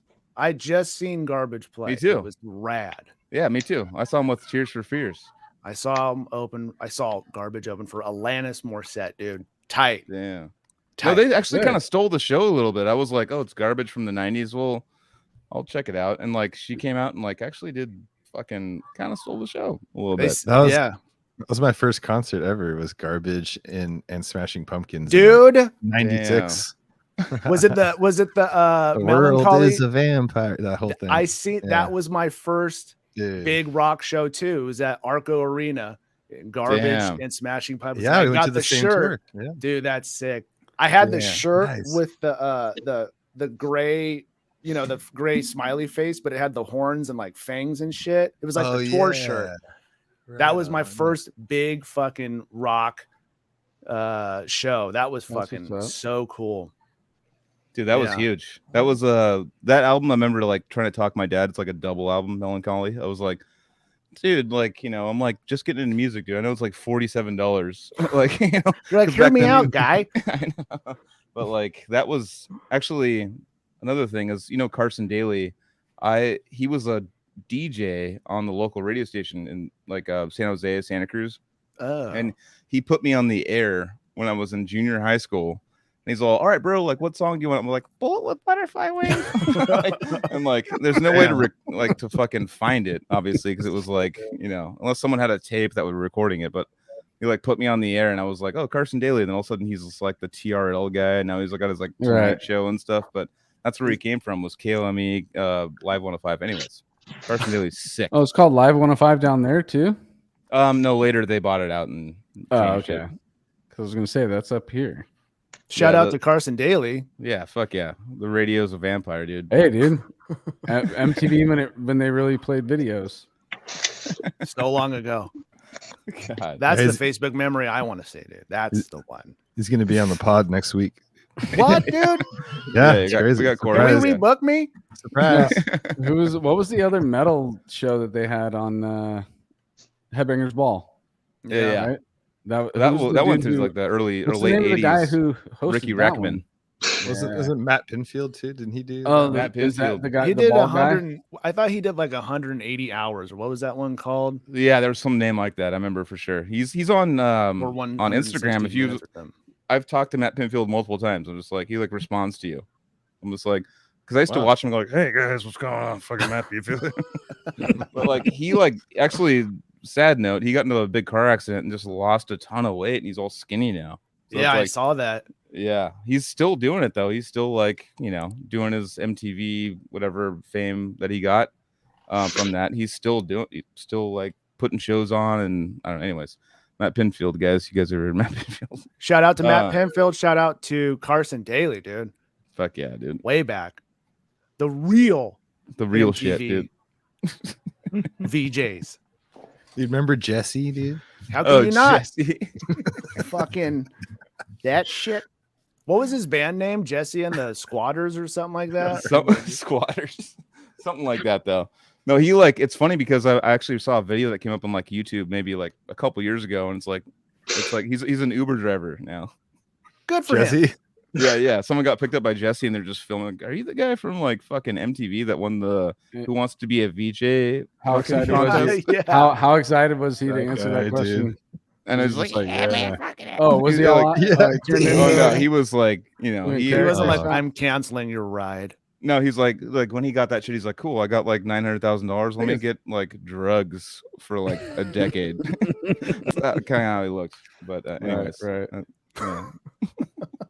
Yikes. That's like 90,000 a year. Yeah, he's fine. But so you guys got together and started playing rock and roll music. Oh yeah.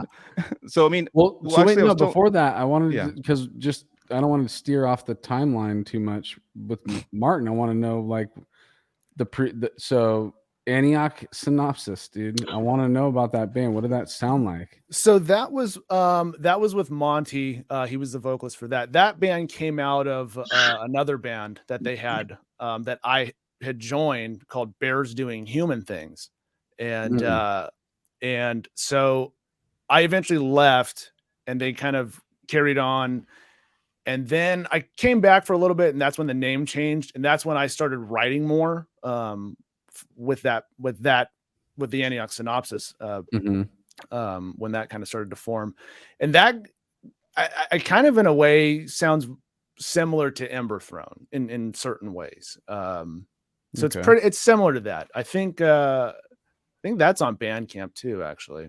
Bandcamp, yeah. That and probably YouTube. But what year is this that you're doing? It's on Spotify as well. Is it on Spotify? Yeah, I think that's where I was listening to it. Oh wow, I didn't realize it was on there. God, what year was that? We did, Gabe, that thing was from 9 years ago. Yeah. So it's probably like 10 or 11 years. Well, maybe 11 years ago then.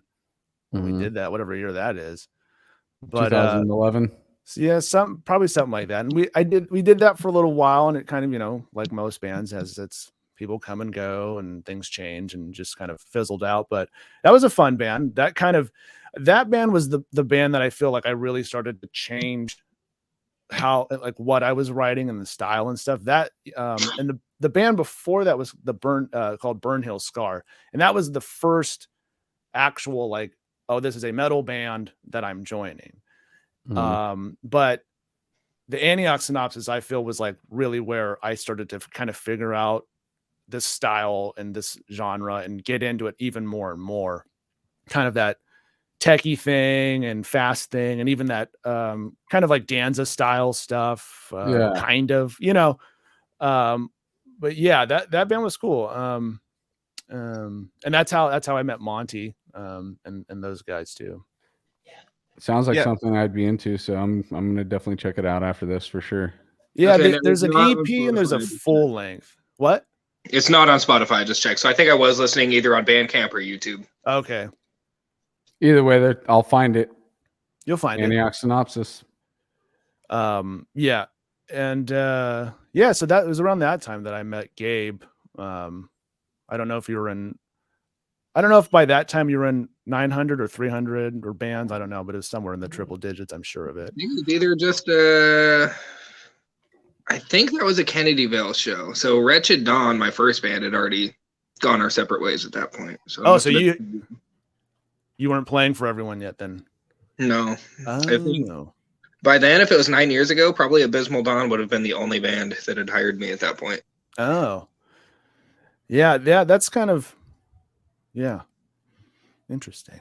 Well, you're a legend for that now, dude. Seebs is like you're like the name when we like, oh, so who's like a drummer that like plays in any band, can learn a song on the fly, you know, can do anything, twirl the sticks and fucking whatever you need, dude, magic tricks. Dude, I've seen it, Gabe man. Seeber, you know. I twirl the hair. I don't twirl the sticks. I can't do it. I drop them. I don't either. Yeah, I suck at it. We'll work on that, Gabe. Don't worry. Tim Young's good at that shit. I suck at it. That's good. Yeah.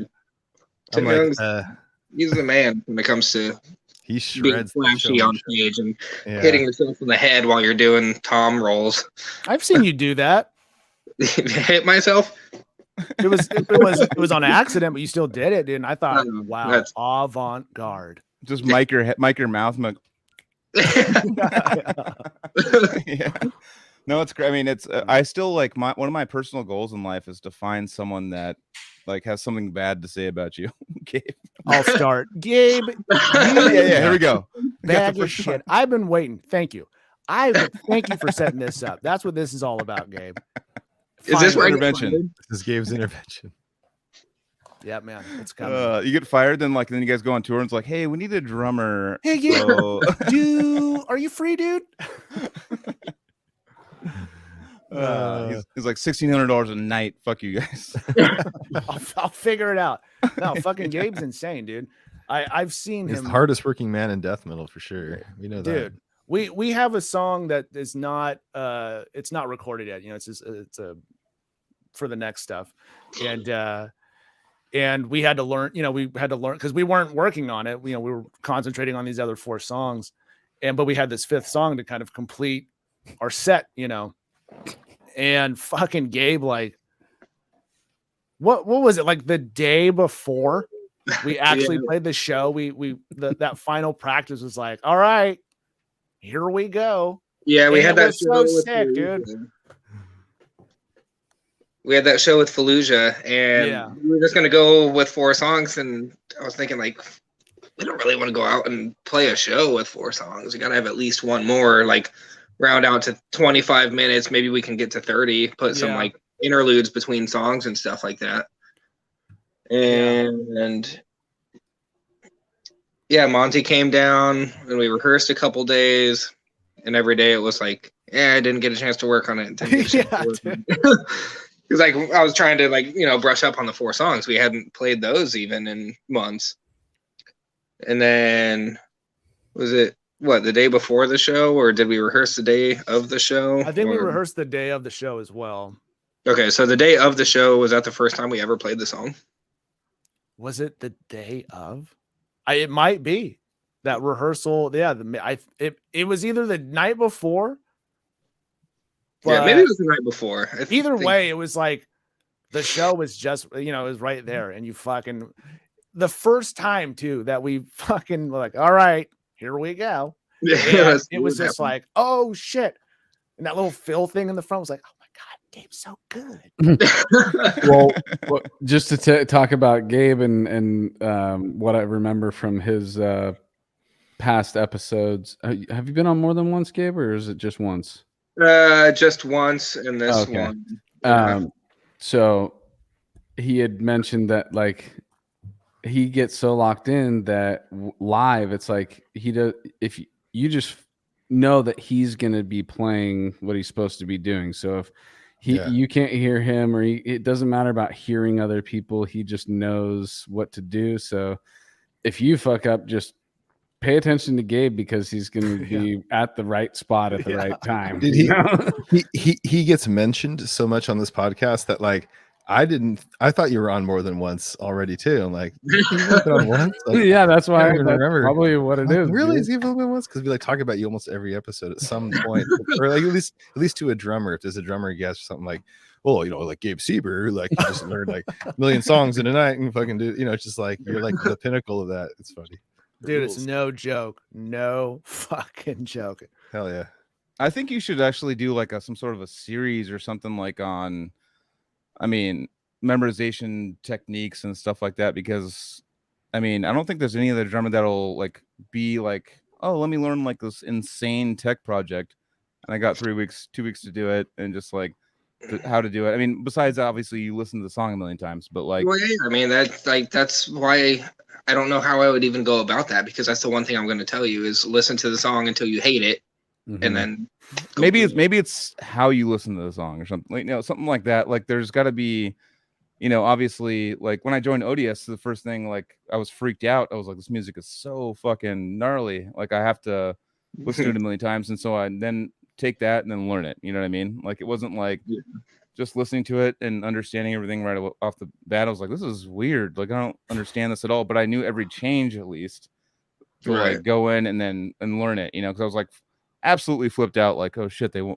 going to try out. So I like went and like got a new bass and sat there and was like forever, just like for 3 songs or something. And because I'd never played anything that I can't think of the word, but just bananas, where I was trying to like get all the changes down and then understand the riffs of it. It's kind of like with you can listen to it, understand the riffs while you're learning the song, kind of, or you know what I mean, the rolls and stuff like that. The beauty of drums is, whereas if you play a different note that's not on the album, people are gonna know. If I hit this cymbal instead of that one, nobody knows. Yeah, so I can do whatever I want with cymbals, as long as like the meat and potatoes and the main parts are there. Nobody's gonna notice if I'm changing minor things here and there. For sure. Yeah, I think also like a good thought is kind of like with drums. I feel like you can be kind of completely auditory as far as like where the song comes from, and like when you play, you don't really need, like, it's not like you're playing visually, like, okay, like it's like the 10th fret, or is it the 9th fret, or is it the fucking third, you know, what key is it in and stuff. The drums are just like you can hear the song, and I kind of assume, Gabe, that you just are really good at building like a tape, like in your mind, of the song, and then it plays and you just know, like you hear it. I'm guessing, I don't know if this is true, but do you just like, because you listen to it so many times that like you're just like, oh, this is how it's supposed to go, like it's in my head, like it's ingrained, you know, like, you know. Right. Yeah, I mean, I tend to improvise a lot, even songs that, you know, like with the Kennedy Vale or excuse me, dude, the band that I've toured with so many times, like I probably have never played the same song exactly the same twice. I change fills, I hit different cymbals. So Sure. Yeah. Once I get more comfortable, I'll start adding different stuff, like, you know, cymbal chokes or more fills or less fills or whatever. I change things a lot when I play. See, that's the kind of thing I'm talking about with like you like teaching people, because there's like a process. It's like obviously understanding the song first, starting with kind of a bare bones version of it, and then like adding things slowly as you go. I don't know. You're the king of learning a set, like I said millions of times, but like learning a band set and like the process of like, you know, the first show to the last show, like what are you doing on the first show versus the last show, like what has changed and what you like added in there and stuff like that, because most people aren't going to be fucking playing in that many bands, minus Joseph. With the too many not too many Joseph's Gabe Seeber Jr. yeah, Seeber Jr., dude. I was going to say, with a lot of bands, you don't have to mention names, but there has to be times where you're in that 6-hour drive of listening to Continuum. You guys said that's all you listen to. So it's like, has there been bands where you're just like, fuck, dude, I am just so bored with what I'm listening to over and over and over again, getting ready to be in a band? Or do you enjoy playing in all the And projects please list all the most boring ones in order. I think once I get to the point where I'm bored and tired of listening to a song, and then that's when I go sit behind a drum set and start playing it, then it's like, okay, now I'm starting to enjoy it again because I can put my own spin on it. It's a refresher. Yeah. Definitely. But then, after the tour, it's like, all right, I will never listen to this band again because I've been doing this. I've heard this song 400 times in the last 3 weeks. Even before you played the show. Yeah. Well, that's the downside. It's like, I mean, obviously, like, we're all into metal and stuff like that, but like, if you listen to enough, like, for me now, I mean, for all of us nowadays, we have the Spotify like instant, album just came out today, click it, and just like it plays for us, like for you, it's like listen to it like 50 times each song or more, 100 times each song, and like you're already like, all right, like we were talking about earlier, you can't like appreciate like music as much because you're just fucking blowing your brains out on like work. Yeah. This is Gabe having to learn a new thing, like a band. He goes, I thought you were like, I thought he was like going into the Matrix, like that he is. That's Gabe going into the Matrix. It's like, I think before real quick, I want to loop back. Joel, when you were talking about trying out for ODS, did you guys ever play Caverns of Reason live? Yeah, dude. Always. That song is insane. Oh no, that was actually the first song I ever heard by them. There's a video on YouTube of Anthony singing it with his sandals on the Knitting Factory stage. At the Knitting Factory main stage, bro. What's up? Were you playing sandals too? Sounds like crazy shit. Hell yeah, dude. Everyone's wearing sandals? I've only the only other difference. Well, okay, I wore shoes 2 times on stage. In your life? Oh, okay. Yeah, if I had a choice, yeah, dude. His signature move is he puts his foot up on the monitor with the sandals and curls his toes. Like, that's true brutality right there. Two shows in shoes, and then 1 show I can remember, or no, a couple barefoot, but yeah, sandals for life, bro. Flip flop. What is it? What's the? I'm wearing a lot of sandals. If you're gonna walk the walk, you gotta flip the flop, dude. Oh, yeah, exactly. That should be the pedal company name. Yeah, dude. I'm telling you, it's patented. In our post pod, we're patenting this shit, dude. I was with Dusty the other day in Lake Tahoe, and he was telling me about the time that Troy went to swing a door open and it ripped off his whole toenail. Oh yeah, yep. Not fun, dude, as a drummer. And then that was like a couple days before your tour with like Spawn of Possession or something like that. I wasn't in the band then, but yeah, I was at the first and the last show. Actually, the last show, that tour has been mentioned many a times. That was the first time I met Joel. Okay. The last show of that tour. Palo Alto. Yep. Yeah, I mean, actually, you bring up Caverns of Reasons. We were so like confident because we were practicing so much. We were practicing like 4 to 5 times or 3 to 5 times a week. I will say that Odious always was one of those bands, and I'll let you. I just wanted to say this, and it's not tooting our own horn. It was just something that was real. Like we could spend time away from each other and come back and get through a set every time, And it felt like something about Odious would like click before a rehearsal, no matter how long we had been away. So, yeah. Except that one time. Yeah, the one time. That's the one time. You can't be 100% though, dude. Come on. That's the time I'm bringing. So the time I'm bringing it up is like literally we were so because we pretty much all the song we'd have band practice and just call out random songs and play them like constantly. That's what we did. Like it wasn't like a set. It was like let's try this song. Let's try. It was like that's basically what our practices were for a while.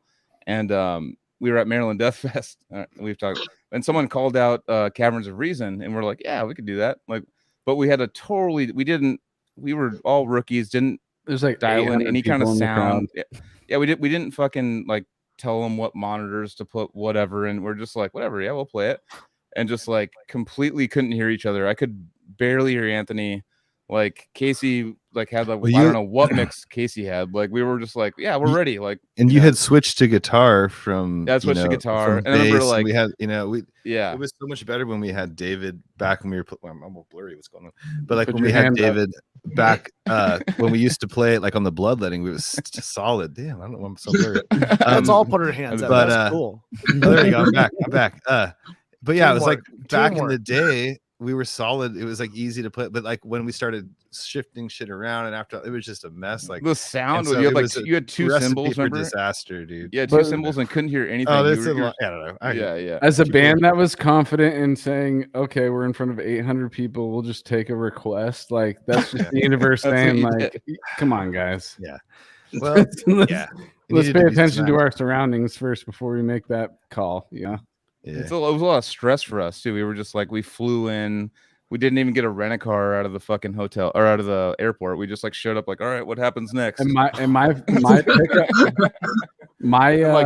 yeah. my way to try and save it was just to tell the truth. Like we haven't played that song in 2 months.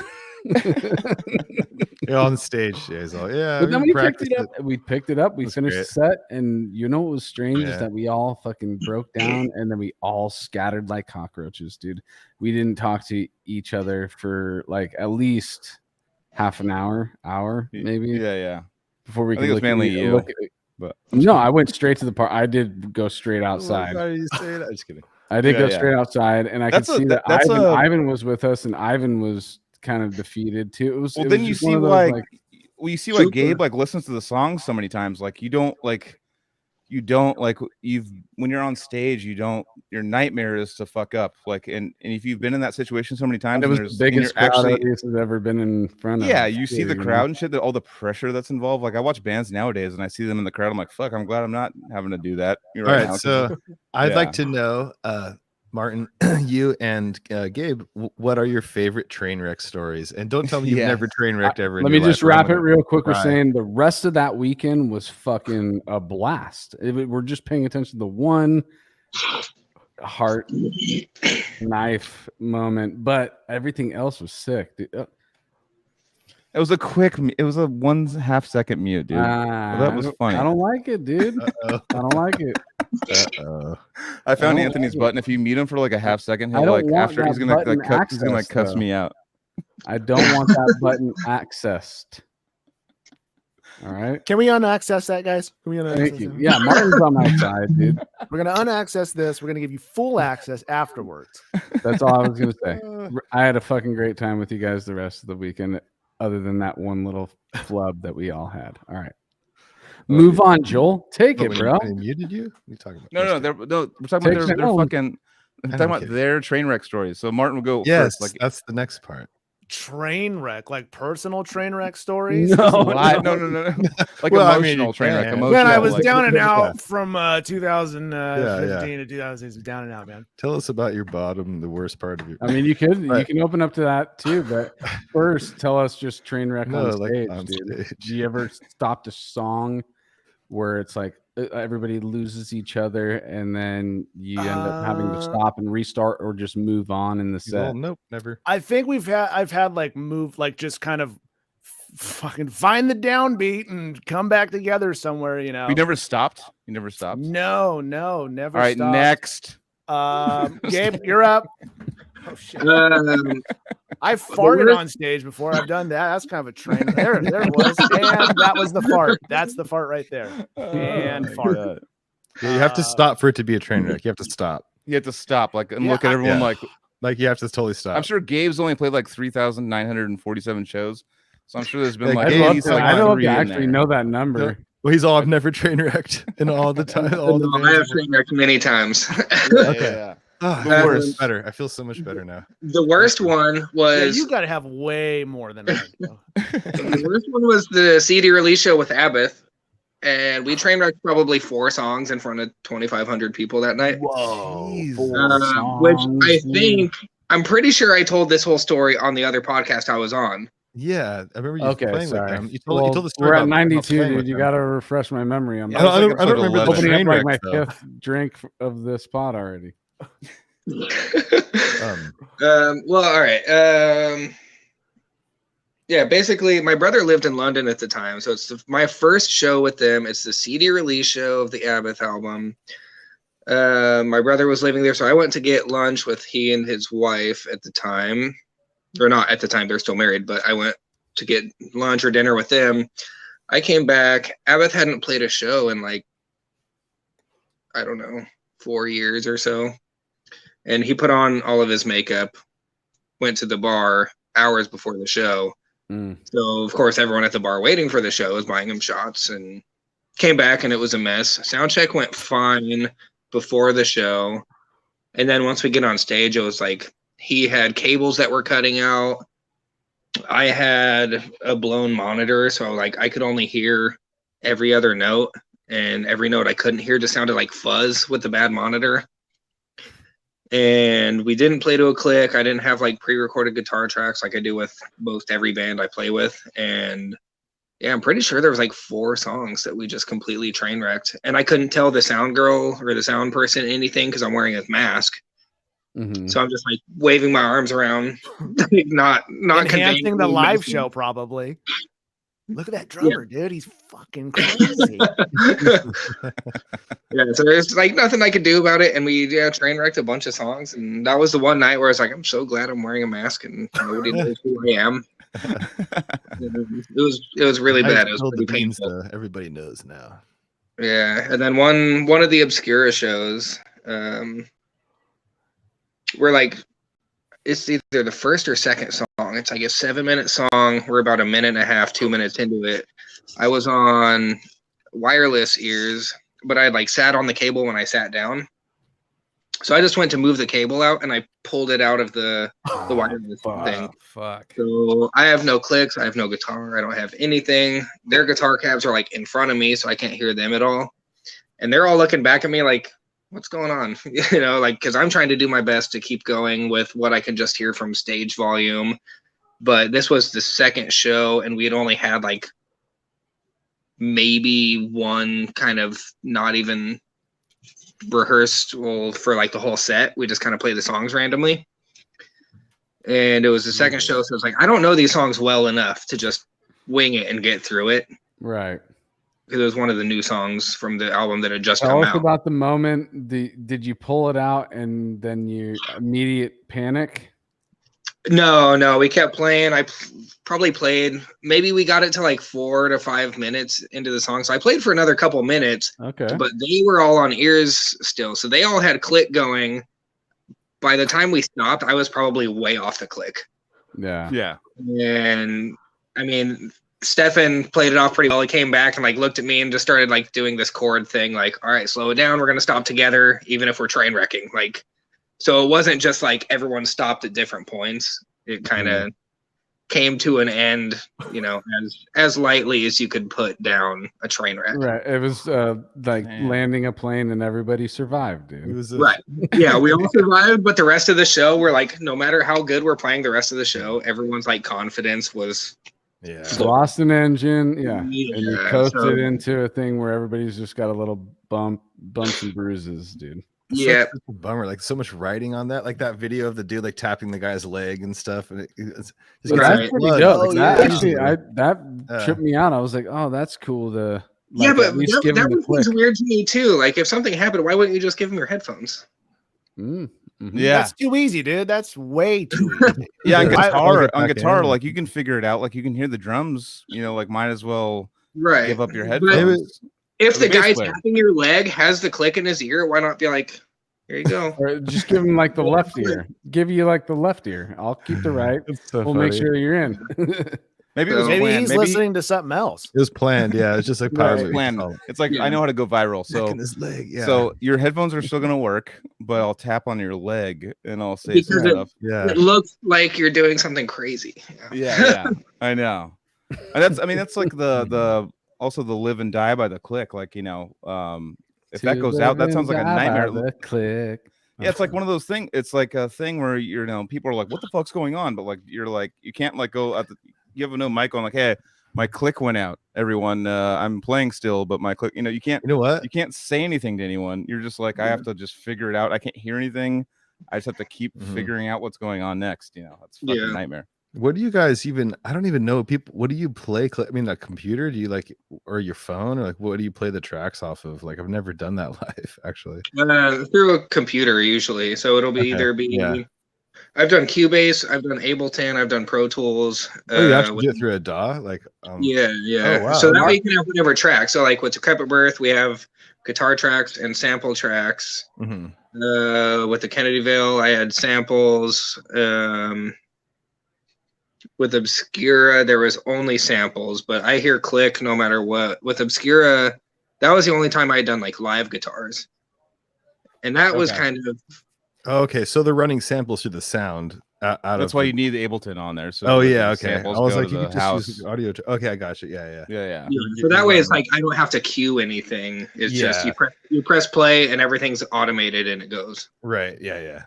It's very organic. It's a very organic way. And it's just well, actually, no. Now that I think about it, it's comfortable for you because then that puts you back into that mode of while you're listening to the song, you know, like you're listening to the song as you're playing the song, and you're like, oh, this is the 6,173rd time I've heard this song, so it kind of just is like it. Well, it's got multiple functions though. It's got like so there's samples from that same interface that he's listening to that are going to the front of the house, or like the keyboard or something like that are going to the front of the house. So or else he would just listen to a fucking misunderstood. iPod. I thought it was samples of the recorded guitars of the songs. No, it's like a full Okay. project. That's like it's like some these tracks are going to the house, these tracks are going to my ears, and it's like so if that thing fails, I remember we did a Son of Aurelius thing where it's like fucking Max programmed our amps to change with those too. So like he had like wires going from that would change our amps to clean and change our effects like through the G major. Like MIDI switching. Yeah, a MIDI switching. So it'd be like it would change my channel, it would change everything. I didn't have to press any pedals, it would just change everything. But also too, there's tracks that are in between things that are like, you know, playing as well. So it gets too technical. Crazy. It can get crazy. I know. It's almost like scary. It's like a what could go wrong type situation. I know. You hear So George let's add more Zombeck things to talk go. about the pedal that he had to hit like 17 times during a solo. But that's even more organic though, because he's like controlling. He's like, oh, I got to do the thirds, and then he comes back. He's like, I do Yeah, fourths. the computer failing. It's all like, the different like nothing you intervals. could do. Yeah, that dude. Yeah, it does add like a level of complexity that I don't know. It's cool, but it's also like, oh fuck, scary. Please don't fuck up or something like that. Yeah. Gabe, did you cut all your hair off, or is it all bunned up in that hat? It's up there somewhere. Oh my goodness. Wow. Wow. I like that. I did get a haircut yesterday. Thanks for noticing. Dang. Oh yeah, no, nice haircut, dude. Oh, your beard. Yeah, thanks, bro. You didn't get my text earlier? You didn't get my text earlier.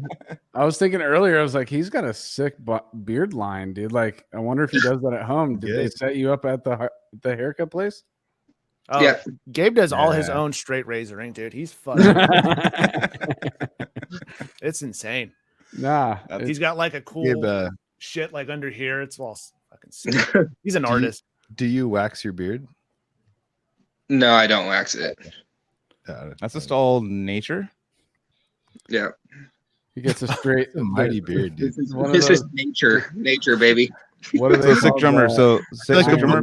The more bands he plays for, the longer his beard gets. Oh, that's what it's like. The rings of a tree. You're in my head right there. That's exactly right. All right, let's answer.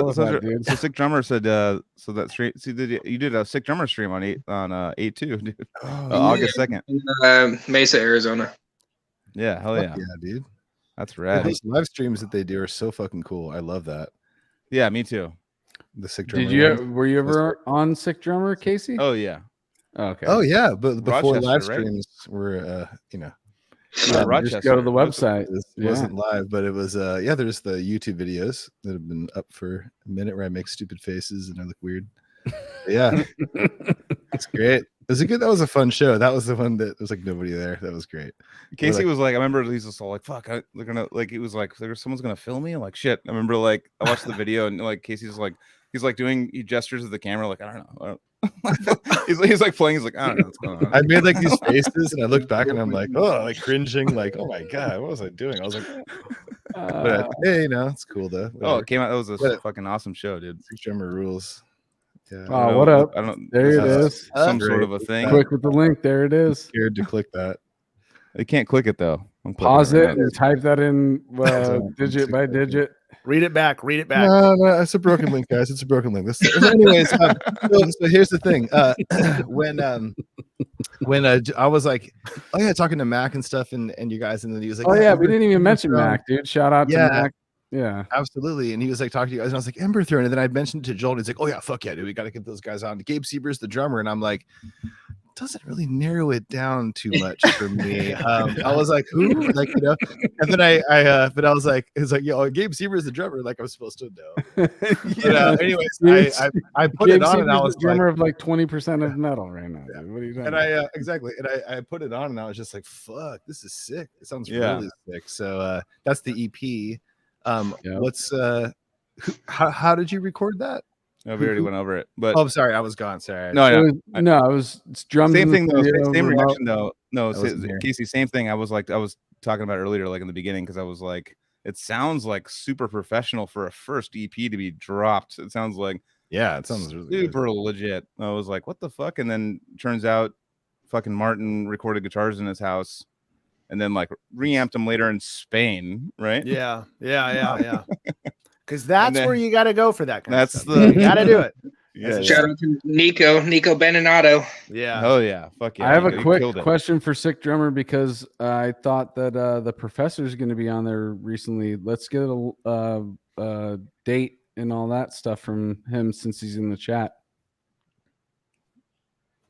Super quiet after I say that. Come on, guys. Who's the professor? Doodle-doot. I was just giving the professor a little shout out, little bump because we're talking Sick Drummer still. I'll help you. I thought he was going to be on. There's going to be like a live thing that Professor was promoting. Is he doing a Sick Drummer thing? I thought it was like he literally just posted about it today. Well, Or maybe I'm tripping and it's not Sick Drummer. Sorry, guys. Who's the professor?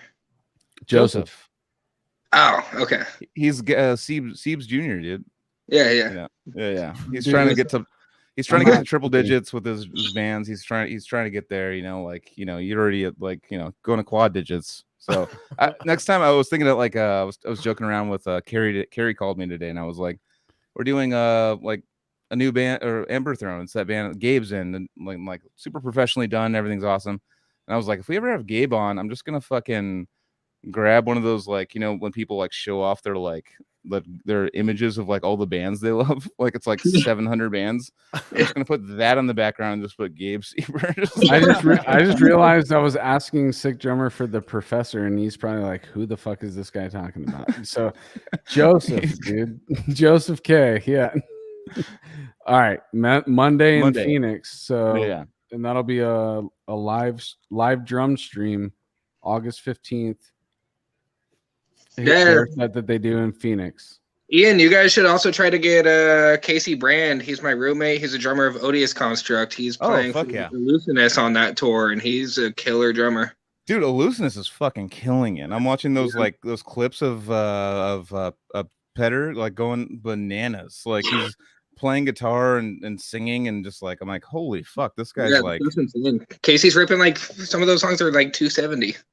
Jesus. I've been actually those videos. I'm like, oh fuck, this is the new fucking thing because I'm like, Petter's like a fucking shredder on guitar, but the way he takes over the stage too, and then the fucking drums and stuff, and I'm like, whoa, dude, this band is a force. And I'd never heard of them until maybe 4 weeks ago, and I'm just like, whoa, man, fucking insane. So, anyways, look at my face. Nice. Yeah, dude, that's awesome.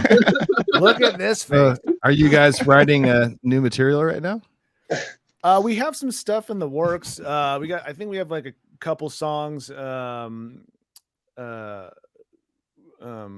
pretty good. I mean, we still have to work on a lot of it, but we have 2 songs and a few things in the works right now as well. So nice. Yeah. I don't know. I don't think we have a plan for a release or anything at the moment, but yeah, there's still there's stuff being worked on right now. What's your main writing process? Just kind of just noodling around and then tracking things, just demoing a bunch of stuff out and Nice. playing around with it. I do a lot of like drum programming and stuff, just out of habit for doing it for so long. So I usually do a lot of structuring and stuff like that too, and like full stuff. And Nice, I always dude. feel bad like handing it over to Gabe. Be like, Gabe, ignore the drums, or like, Yeah, sorry. I know.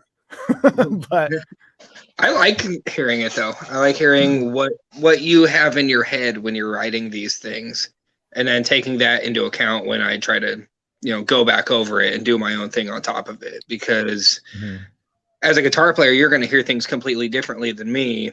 But also being the songwriter, you're going to have this certain loose vision of what you see the song being for. Yeah.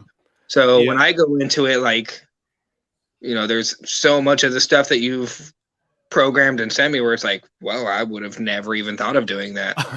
But it works for what we're trying to, portray and accomplish. Because if I just go at it with, I'm a death metal drummer and all I know is, death metal drumming, where you kind of have that more loose style, like the Danza stuff that you had mentioned earlier and stuff like that. Like, I've never really listened to bands like that, so I wouldn't even have that approach anywhere near the front of my head where I'm gonna try and do something chaotic like that. I feel cornered by drummers right now, dude. I'm cornered up in the left corner by drummers. I got your back, dude. Got your back. But yeah, I mean, with that being said, like, that's what I like about working and writing with people who have a different kind of thing, because I like how a lot of that stuff comes together in the end. Gabe is fucking insane at the drums, and yes, a death metal drummer, but there's a lot of other cool elements there, and it's cool to kind of have write something and then to think about like what the other guys are going to do. Even our bass player, like, he does all sorts of stuff. He's in like a cover band, so his abilities are cool, fun, like a cool thing to work with as well, and get his take on stuff. Yeah, my metaphor is like it's a sculpture that all of us pass between each other, and we all. Whoa! Somebody got a text right now. My phone's dying. Shit. We're gonna lose Gabe soon. But yeah, it is like everybody's passing a painting around or a sculpture around, and everybody's adding their signature flair to the thing, and then when it's done, this is the sculpture, this is the painting. Yeah, and yeah, it's pretty much, you just kind of see what everyone's thing is, and some ideas obviously work and some don't, obviously. And then it's cool to like get together even after, like, actually, Gabe kind of learned some stuff, and then I'm, trying to tighten up what I'm doing. And then when we get together and jam it out, I feel like that's what I really like. Cause then you can really hash shit out. I mean, Gabe has done stuff that, I was like, oh shit, I didn't even think about that. Like, that's super fucking sick. And then we'll change it and we'll do that, and kind of get that more organic writing. You're getting the brains in the same physical space, right? Yeah. It forces everybody out of their comfort zone to kind of do something new, figure something new out, work together in new ways, and catch the creative wave together. Yeah, and it's so fucking rad when it happens too, and it's what's cool, like working with Gabe, and everything that he's done. I know there's like a cool trust there, and there's like a sense of like it's gonna be sick. I know it is, and so yeah, no, it's just super fun. I love writing, by myself. Well, I don't love it, but it's like it's what I do. But really, like I love coming together with any of them, like Gabe or Q or even Monty, like hashing shit out, bringing together ideas to the table. Is super fun. I love it, because that's where you get like all of that kind of different and special parts, where it's like I wouldn't have thought of that on my own, you wouldn't have thought of that on your own, but together we were able to kind of figure something out. And you opened a door that was locked Yeah, no, So totally, dude. Those are the things that you're supposed to follow too. Like when you get together physically and you catch. I like to use that because the beach town shit. Catch the wave, dude. You guys got it together, dude. And then it's like, how long are we gonna ride it? What are we gonna get from it? You know, right, yeah. and then have that product, or not just product, but like chunk piece, whatever, at the other side of that wave, and taking it further. It's like bringing things in. It's manifesting. It's Yeah, bringing yeah. it's bringing things into existence, dude. Yeah. It's totally magic. I kind of feel, I mean, it's kind of how I feel about it. It's just like fucking, it's weird and cool. And yeah, when you kind of, it's this play weird the song one time, alchemical. you're just It's like, like oh, this is tight. Alchemical, like team, in a sense, you know, that like it's a bunch of guys that are whipping up batches of this and that and seeing what happens. You know, it really is. You got a cauldron, or everybody's got their own cauldron at home, and then you come and pour each other's cauldron into. We have one big cauldron at the room, and then we all have our own kind of like mini. It's like a potluck of riffs, you know, and and somebody comes with too much, and they're like, "Oh no, dude, bring less next time." Less. Yeah. All right. Okay, we love lumpia, but we don't need 4 trays of lumpia. Oh, I fucking love lumpia, dude. Maybe we need 4 trays. Keep the 4 trays coming. Yeah. That's that's pretty much the writing. You know, as far as writing goes, it's usually starts with me, but and just demoing things out, and then kind of throwing it out to the guys, and then getting together at some point, right? And hashing it out. Getting some skeletons together. Yeah, and I think we try to be somewhat, or like try to be as productive as possible. And it turns out, it usually turns out good, at the end of like a rehearsal or writing kind of thing that we do. So yeah. That's it. Yeah, it's another good feeling too. Is like, okay, we got something out of this time that we all sliced out of our life and made it. We all linked up in this one spot, and yeah, dude, totally. It's good. It's a good feeling to have rewards after that, yeah, something good come from it. It's not always like that, dude. No, there's times where you definitely hit a wall and you got nothing. Yeah. And those are the times that we all question each other, or ourselves as artists. It's like, those as a creator, or me, I'm just a writer, but like when you hit those walls where you're like, I didn't do shit. I didn't say anything. I didn't say anything today. Yeah, I think we all run into that, I know I do, just kind of sitting around strumming something like, what the fuck am I doing? This sucks. I'm trash. But I'm selling all my shit. This is another thing that I also bring up on the show, though. It's like, if we didn't have those situations, would we come back to it? Because you're wanting to better yourself. It's natural thing as a human to want to better yourself. So if you had a shitty run on a day or multiple days, maybe even a month, where you're like, oh shit, dude, am I going to hang up my guitar? Am I literally going to hang this thing up right now? And those types of situations are the battles that we have as artists, and that's what makes us keep coming back to want to overcome that feeling, or win the battle against that resistance. Now I'm starting to quote books that I read and shit, but you know what I'm saying, dude. It's that's the whole reason why we come back to this thing, is to beat ourselves in the past. We're trying to win over ourselves in the past. Like, we know how low we've gotten. Let's see if we can bring it way above that and hit the opposite end of the spectrum. You don't always do, yeah. but at least you're shooting for it, you know? Yeah, you can have an interesting like relationship with writing and how you go about it and feeling defeated and how you come out of it, you know, because you know, you're not trying to write something that's shit, you know, and when you feel like it is, it sucks. And like, what do you do after that? Do you hang it up, or you just kind of like take a moment or a week or whatever and come back and but there's something that's always just kind of like pulls you back into it, you know, it's like, it's not this bad, you know. Take your shit off of fucking Craigslist and Reverb. You're like, you're not, you know, you're still doing it. You're already thinking about bettering yourself from the EP for sure. You're like, okay, all right, here's what I did on the EP. Now, here's all the things that I personally, I'm being you right now. I personally find all the flaws in what I did.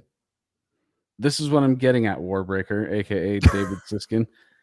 This is what I contributed to this project, and I know the flaws more than anybody else. Nobody probably will even find your flaws because it's a fucking polished little EP you guys got there. But you're already setting up to be better than that. Yeah, I think so. Yeah. I think you always kind of think about, you know,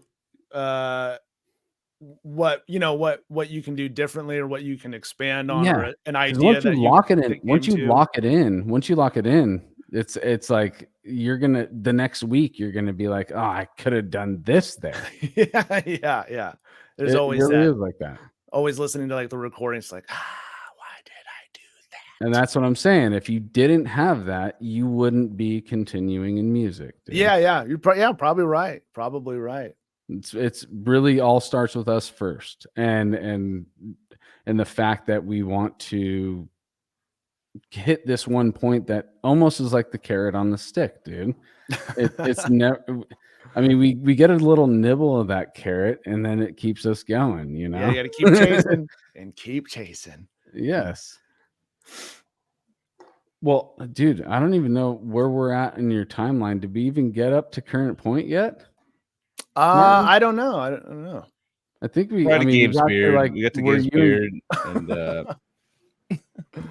Joel had to go take a long pee-pee. Where were you, dude? I don't know. It's so if I like you doing the zoom in shots, if I jump in, then it takes over and it shoots on me. So I had to wait till it was group setting. Okay. Joel, Anthony can't see that Joel was waiting backstage the whole time. Yeah.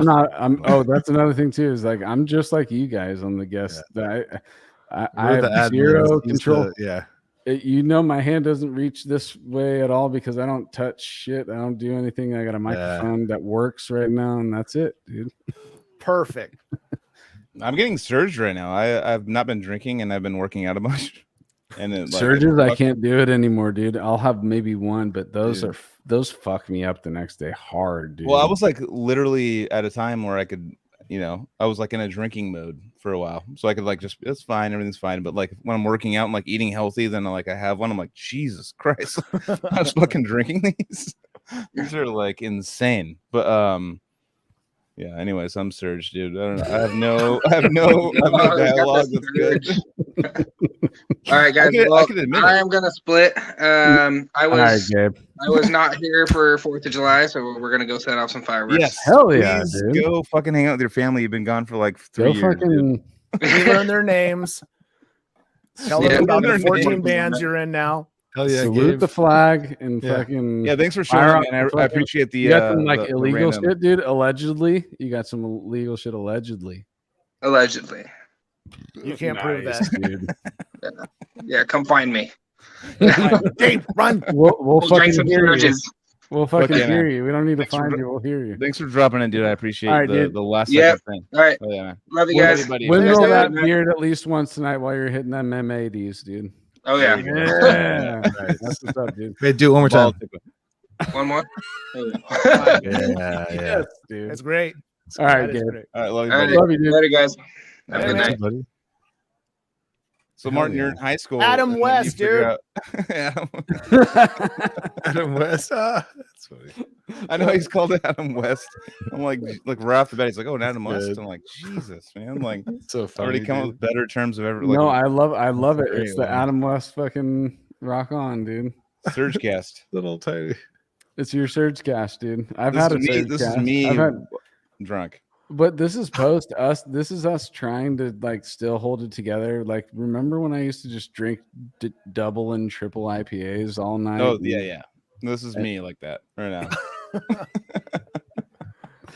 You're good, dude. You're good. I'm sipping on water here. I'm Actually, feeling it. I know, So, because you're all fucking chiseled and ripped, bro. I know. Yeah. What are you drinking? Like pre-workout right now? So okay, all I'm right. drinking Let's pre and post workout. I don't fuck around. I don't got time to waste, dude. It's All right, pre-workout now- with protein. I want to go into the weeds on that a little bit. What's your daily menu? If you had one daily menu, because I like to eat clean too. So Sometimes. I want to know. Not right now. Casey's So what if you're on like a health kick? What's your day like?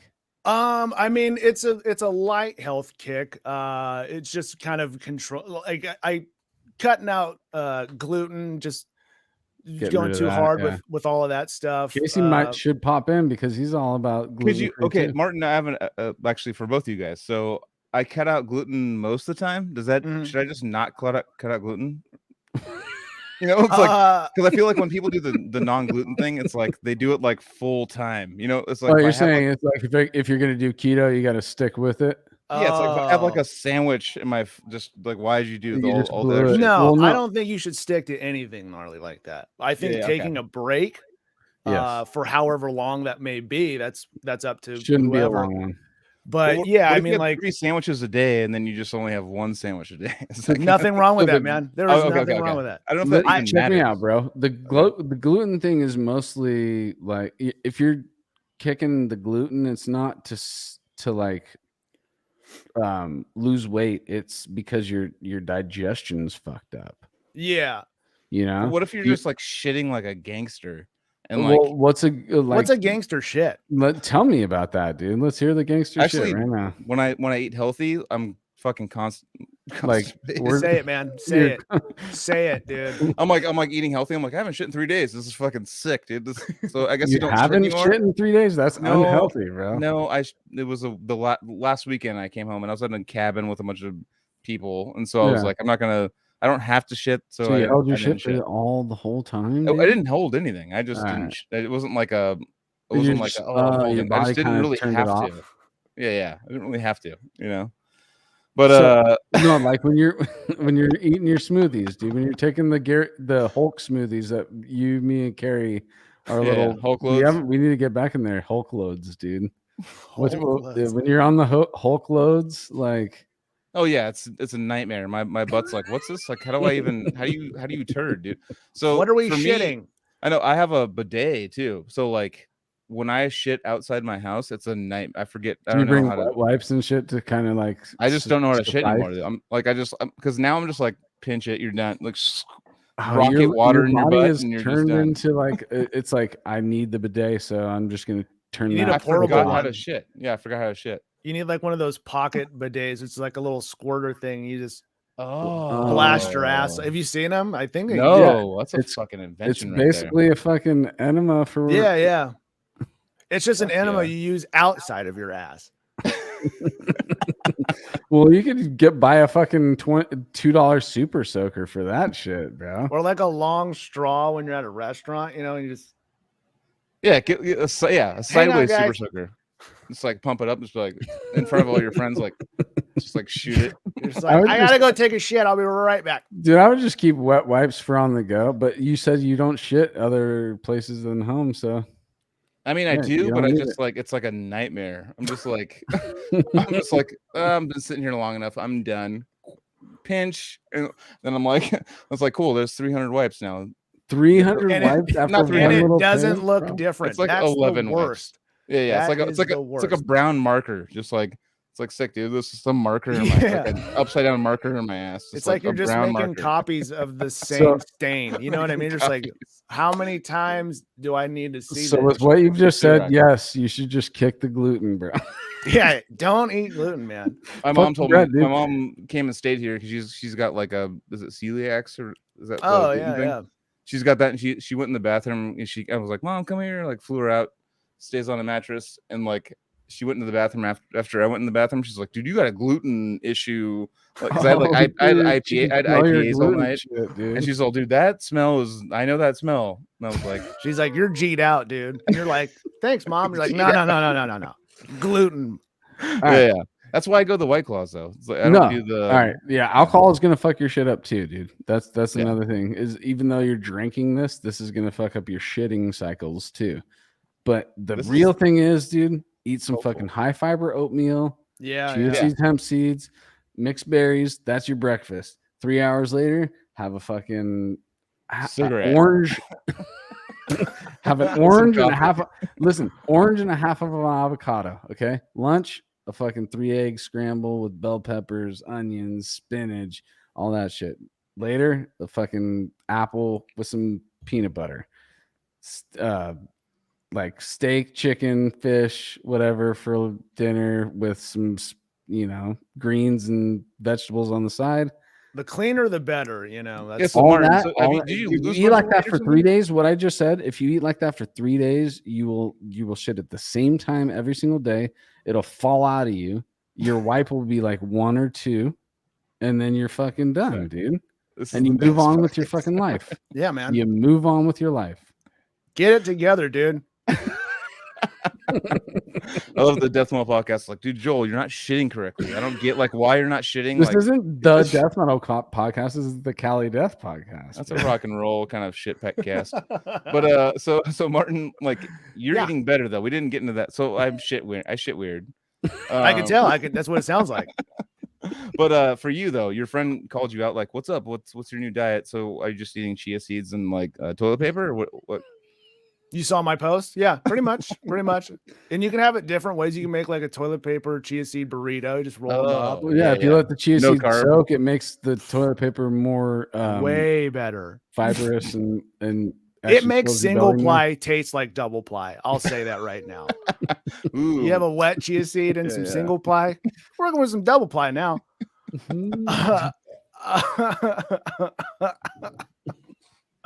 Jesus, that was the beginning of that Black Sabbath song. But no, that's actually we got I'm not gonna read it. I'm just gonna put it up here. So gluten-free will basically help you get rid of inflammation. Well, I'm inflamed. There you go. Obviously, inflammation is like one of the main fucking things why people are feeling shitty, dude. It really is. Yeah, I notice when I notice I feel differently because I went a little while without it, and then I was just like, YOLO, and would eat some gluten stuff. And I, now I kind of go up and down. I'll take a break, if I'm feeling like fucking weird or something like that. But yeah, I don't know, just trying to not eat as many buckets of food as I used to. Really, I'm just controlling eating better, but also like how much I was eating. So tell me the meal that's gonna set you off where you're just gonna fucking go for it. Like your cheat meal, because my cheat meal when I'm eating healthy, my cheat meal's on day 10. I give myself 4 hours on day 10 to just fucking go crazy. Well, I'm not gonna eat the whole 4 hours, but I'm saying, like, if I want to fucking start it at lunch, I'll have a badass lunch, badass dinner, and a dessert, dude. I'm not as disciplined as you are. I kind of go, I'm still trying to figure it out. But tell me your cheat meal. My cheat meal, dude, if I can have some pepperoni pizza. I love pepperoni pizza. How many slices? The whole fucking thing, dude. Large, extra large? Whatever size. And I just want it. It's smaller than large. I love pepperoni pizza. Hell yeah. I have some gluten-free pizza waiting for me as well. Which does the trick, but really there's some good ones. There's some good ones out there. Cauliflower crust or something. Something, yeah. But man, like a real pepperoni pizza. I love that shit. Actually, you know what? I found Trader Joe's has a like a cheese wrap. It's like a Parmesan wrap, where it's like gluten-free wraps or whatever. Oh yeah. Yeah. And I was like, ooh, it's cheese. Dude, Like, this is Yeah, the best wrap that's ever been made. It's like this little thin cheese. You like make a fucking taco out of it. It's like just cheese. if you can eat dairy, gluten ain't no thing. If you can get like gluten free anything, if you can eat dairy, you're still partying pretty hard. Yeah, I can't eat dairy or gluten, so I am fucked. But Dairy is hard things on are me. getting better. But I can read take- the stuff you guys were saying. Yeah, dude. But dude, if I don't want to get all graphic and gnarly, but Please do. gluten. You've already gotten way yeah. graphic while you were gone. I can't. Like it's literally like tomorrow will be hell if I eat. Like that's like so shitty. It's insane. literally. The way Like, I found literally. out. It's very shitty. What do you mean? It's literally shitty. Uh, Sounds like. You know how I found out was I ate one of those tofurkeys, and like one time I was just like, I don't know, I like a few years back, and it was starting to kind of mess me up, and I was like, okay, I'm gonna eat, like it was like Thanksgiving, and I'm like, I'm gonna get a tofurkey and the gravy and the whole deal and the whole thing, and all of it's just pure gluten, like wheat gluten stuff, and dude, it destroyed me for like. Did Yeah. you crap out a tofurkey? Oh, dude, It came out in the same size, dude. Very convenient. horrible. Just Yeah, all- so. Dude, Dude, that's have probably- served it on the next Thanksgiving, dude. I just want to say though, like, dude, I'm like over here, my window's open, and there's like the most hilarious surfer bro party going on in this courtyard at this apartment place I live at. It's like close to the beach here, and it is just like, dude, this shit. They're just like, no way, dude, no, dude, what? No, dude, fucking, yeah, It's like fucking got yeah, fucking dude, caught that fucking like- ripple, dude. right, dude, I ride it down and fucking talk to fucking Rody, baby, just all this. It's just so like it's like stereotypical, but it's like, dude, I can put my microphone. Jesus. Like real, but it's weird because these like couple like of these apartments got rented right around COVID by this like surfer. Yeah, David knows. But by these like surfer. Dude, I would love to see Siskin walk in the Dude. front door right now. We started getting all these complaints like, don't hang your your wetsuits outside on your things. Don't put your surfboards like. And it was like we have like You're in Kook they- Central, bro. dude, they rented like 2 or 3 of the apartments, and there was this one time where all the power went out, and it was just I was like already in bed. It was like midnight, and they're just like, bro, baby. They went out to the courtyard and just like, I couldn't believe what I was like. This is like, you can't even act this. Like they're Dude, so good at being Real quick, Yeah, I'm rice just gonna paper say- rolls. I'm saying Sick Drummer yeah. Magazine, which I don't know your name, but I'm gonna call you Sick Drummer Magazine. Yeah, I You- dig this. There this you sick go. Cut the drummer. gluten Yeah, yeah. so hard that he rolls with rice papers, dude. That's like I'm not even gonna inhale gluten, dude. He's kidding. Yeah, It's like poison oak. that'd be gnarly. Dude, that's some rough shit. I've heard of somebody lacing yeah. a bowl with poison oak and people Lacing going a there bowl.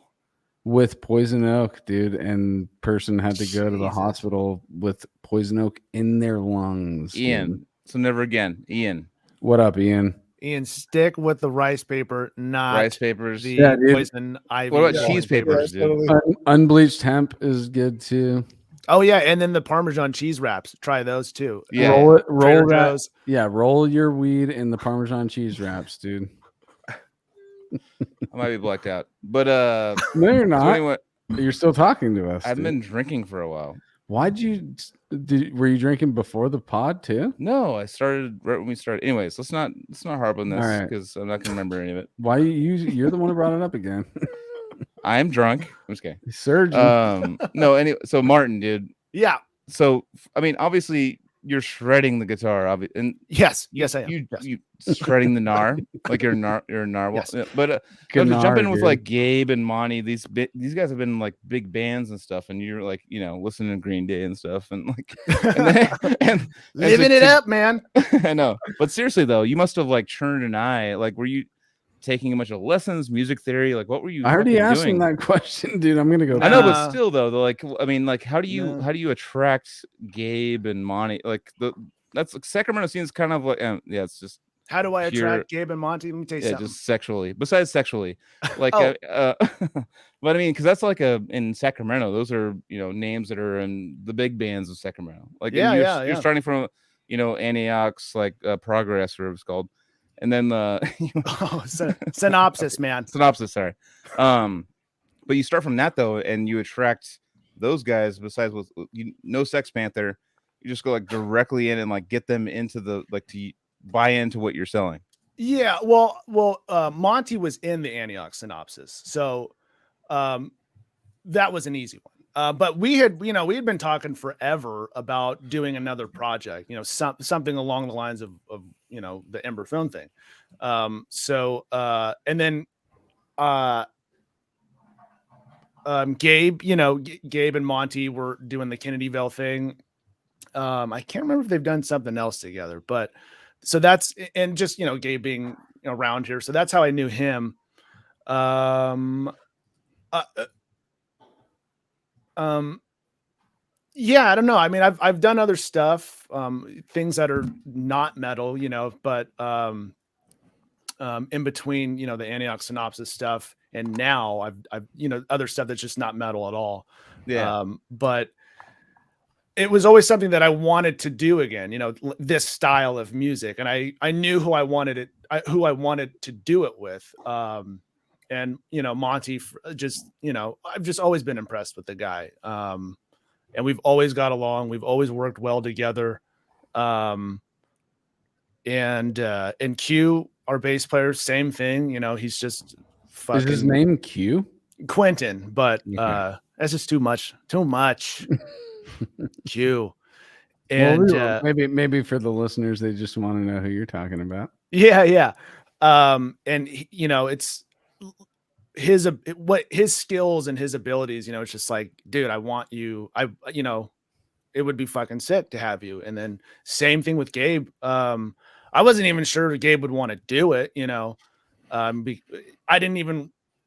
I knew he was in 400 bands, but I just didn't realize it was actually 4,000 bands.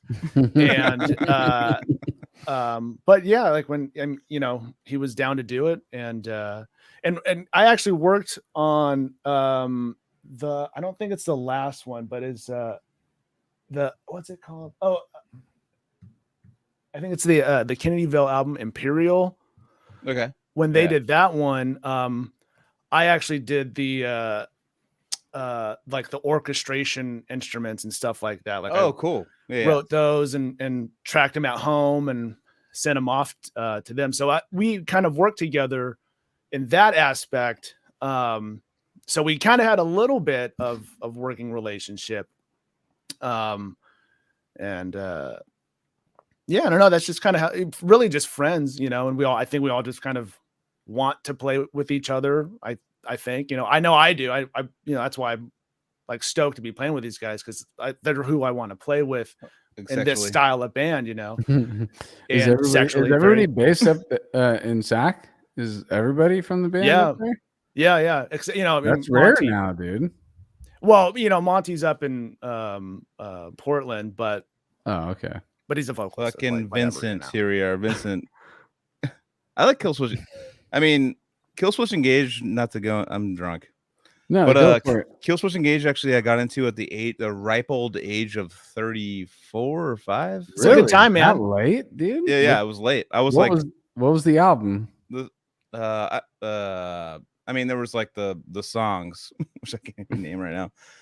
There was like the catchy songs and stuff, and then like they got a lot of understood the difference between like Howard and the other guy, and like Jesse. like Jesse, and understand the awkward thing that they had to deal with of like Howard like got them humongous, and then Jesse's like, I know a lot about that band because I did do the whole dive on them because we used to make fun of Anthony for in his iPod. We'd like pull up Killswitch Engage and be like, dude, he likes this, and we'd like be in the back of his car like, dude, he likes like we were like super elitist metalheads, and we'd be like, dude, he likes Killswitch Engage in high school, dude. It was, I mean, if you really think about Slipknot versus Killswitch, it's not much different, dude. Well, there's a lot of difference there, Blast but beats the guitar playing with Killswitch is like actual gnarly guitar playing. Like it's like, I don't know, like, and then you also learn that the guy who was drumming on the first 2 albums, or maybe Adam only did live or just it's breathing, not Endless Heartbreak.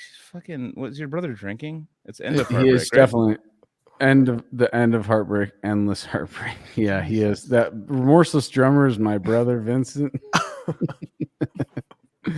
right, yeah, we don't. Other than Killswitch is rad for the first. I don't know. Maybe End of Heartache was where I stopped. I think I did too. I liked what I liked, but I didn't really like. I liked End of Heartache, but further. after that, I was just like, okay, now they just are kind of doing the cookie cutter thing, and they're all great players, and I'm not knocking them for that, but yeah, it was kind of like the cookie cutter thing. It was the first time I heard a band say, "Do you guys want more breakdowns or more clean parts?" And it's like they actually like polled their They did their audience, and then their next album was what they got their biggest votes, and I'm just like, I'm not really down with that. I always am the guy who's like, it's got to be for us first. Whatever we're doing in the moment, that's what's going to come out on the next album, Yeah. But I'm not that sober, guys. But yeah, no. All right, Vincent, you got your kill switch fucking talk, bro.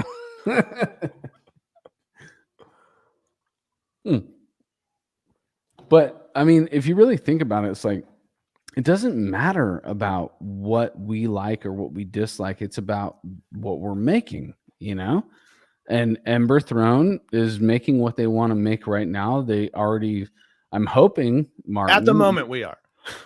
Yeah. So you're saying that. See, that's the thing. That just takes me back to what I was saying earlier. It's like you're gonna look back on your older stuff and be like, that's not who I am today. This is what I want to make today. Yeah, I think that's probably some of it too. Yeah. But yeah, I mean, as far as kill switch goes, I did kill switch. But Yeah. Yeah, I don't know. I always just try to push it, and just I think kind of tying it with the kill switch thing. It's like I kind of did, you kind of like move on to the next thing, like I feel like that's what I did with kill switch. Like I was into them and was totally into it, but they kind of got me into something else and looking into other things. And maybe like writing is kind of the same way. Like after you've recorded and put something out, your life continues and you have more experiences and things change and whatever, and you can do the next thing of whatever it is that you're doing. And that's my kill switch tie. There you go. Tied it together, man. Yeah. It makes sense, dude. So did we talk about what kind of direction you're wanting to move in with this? Is there a different little side street you guys are playing with that if people listen to the EP, they may expect something different? It's possible. Well, not always, I guess, but I try to think like when it comes to writing, I tend to think of like what would be cool to do, like what kind of song would be cool, not necessarily like riff wise, but like feeling, or is this going to be a weird song or a fast song or a short song, or is this song going to have like different effects or something like that. So I try to think in terms of like musical themes and stuff like that. So I like the up and down. I don't, I like having different types of songs. Like, oh, this is kind of a more faster one, or this is a slower, dronier kind of thing. And so that's kind of my thought process with, just continuing on with what we're doing is, and to expand on that, kind of like by the full length. I'm even thinking about like musical ideas and concepts musically, of what to, what would be kind of cool to try out and do, with the future stuff. And like other things we're doing, like we're working on a cover song right now.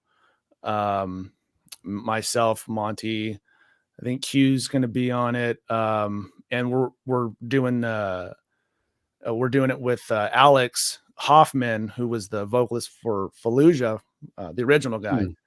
And he's into like some different stuff now. Like music wise, what he's doing, it's called Braille. It's like a weird spelling. It's like the A with the doot thing on the top. Right. But we're doing something with him that's it's heavy, but it's like a different thing. And just for funsies. And so just it's fun to like do different stuff, because I feel like it kind of makes when I go to do something, when I go to write something else, it's different. I'm not doing like Right. You're just gonna metal, you're metal, gonna metal, dip your metal. toes into that pond, and then whatever Yeah, you yeah. get from that, whatever you want, whatever you fished out of that pond, you're gonna take with you to the next pond, and you have your own pond that There's a lot of ponds going on. There's a lot right. of Yeah. ponds. Yeah. Yes. But yeah, And I'm that's sorry, what? totally cool. No, I was just gonna say that's totally cool, and that's exactly how you should be, dude. Like you should always learn from your experiences, right? And take from those experiences further in life the best aspects of them. Yeah. It takes up something, if any, just, A whatever little it may be, tidbit, but just a yeah, little anything. yeah. And so that, that's as far as like what we're going to be, or what we're going to be trying to do next is just kind of expanding on things and just having, whether it happens or not, that's who knows, but the idea, is to kind of have somewhat of a dynamic song catalog, I guess, just because I like that kind of stuff. I like Mhm. having those just different vibes, like it'd be cool to do like a super slow fucking droney thing, and still have it be an Emberthrone song, just an Right. Emberthrone version of that style of song. I like the idea of doing things like You that. gonna stay in the EP realm, or are you trying to do a full length? Well, the plan is to do one more EP, and then the full length. So that's kind of the Okay. idea. All right. So that's kind of in the works right now.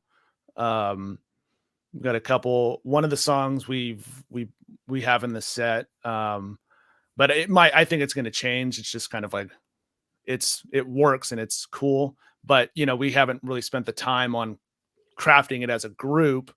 But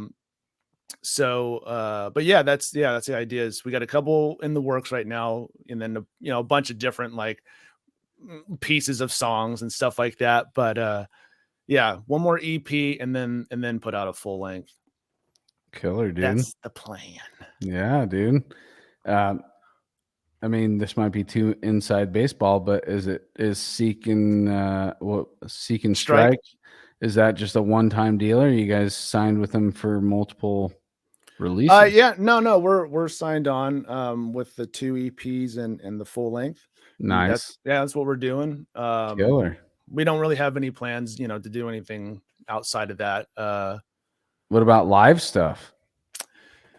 Yeah, we're trying as far as like just shows or. Well, I mean, I guess since it's only a 4-song EP, you guys don't really have like a full set together. Yeah, we had to use one of the songs that was in that, it's probably going to be on the next EP, but it's pretty,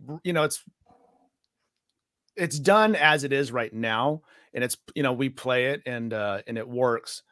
So that's kind of our 5th song to kind of fill out our set. But live. So live, it's 5 songs. 4 are from the EP and 1 is unreleased right now. Yeah, I mean, 5 songs, and you guys write longer songs. Those, they're not like short and quick and just in and out type songs. So 5 songs would definitely be an opener set for tons of shit, dude. Yeah. We might have to try out some shorter length songs. It was when we looked at it, I was like, holy shit, like 5 minutes, almost 6. And there's one that's like in the 3 something, like almost 4. I'm like, all right. That might have did to take... it. We did it. It's not too fucking long. Right. But yeah, that's kind of like what we got going on is thinking about next EP and having some stuff, and then this cover song that we're doing. And now you've said it twice, dude. I'm gonna have to ask you: are you gonna divulge us? Are you gonna enlighten us on what cover song you're talking about? No, I can't yet, just because we want it. Post pod. I won't tell anybody. Post pod. I'll have to let me think about it. But yeah, just, it's just something that's different. It's not, it's just kind of like a fun project, to try to like do something different and put our individual twists on this song, you know. That's and that's the fun shit, dude. Like, Yeah. to take it all the way back to Green Day and high school and all that stuff. I had a band Yeah. called Flatline, and we turned Basket Case into a metal song. Oh, And it was fun to do that, you know, Yeah. even at that age, and you're ripe, you're not ripe yet, and all that. Yeah. But just to like put your own spin on something that you already love, Right. you know. So I already know where you're going. Maybe not Green Day, but I'm saying it's got to be something that you guys all love, that you want to like put your Hopefully, own I mean, imprint on. Yeah. But it's turning out pretty cool so far. It's still very early. It's like, it's trying out ideas and tracking ideas, but it's so far it's sounding pretty sick. Hell yeah. Yeah. So hopefully, I don't know when there's no like release date since it's just still being worked on. And but yeah, I'm stoked to do that too. Work at your own pace, dude. Make sure that your art Yeah, is, I do, but sometimes I need Monty to be like, here's a little fire under your butt cheeks and kind of speed things up a little I bit. think everybody all needs that. I get that plenty of times Yeah. too. But you gotta make sure that you're not just doing Dragging things ass to too do much. them. But yeah, dragging ass too much, but don't do things just to do them, because Yeah. you know. Yeah, no real like compromise in whatever we're doing, but kind of like tightening it up and Mhm. making the most out of whatever it is, over time and what we're doing. So yeah, it's fun, man.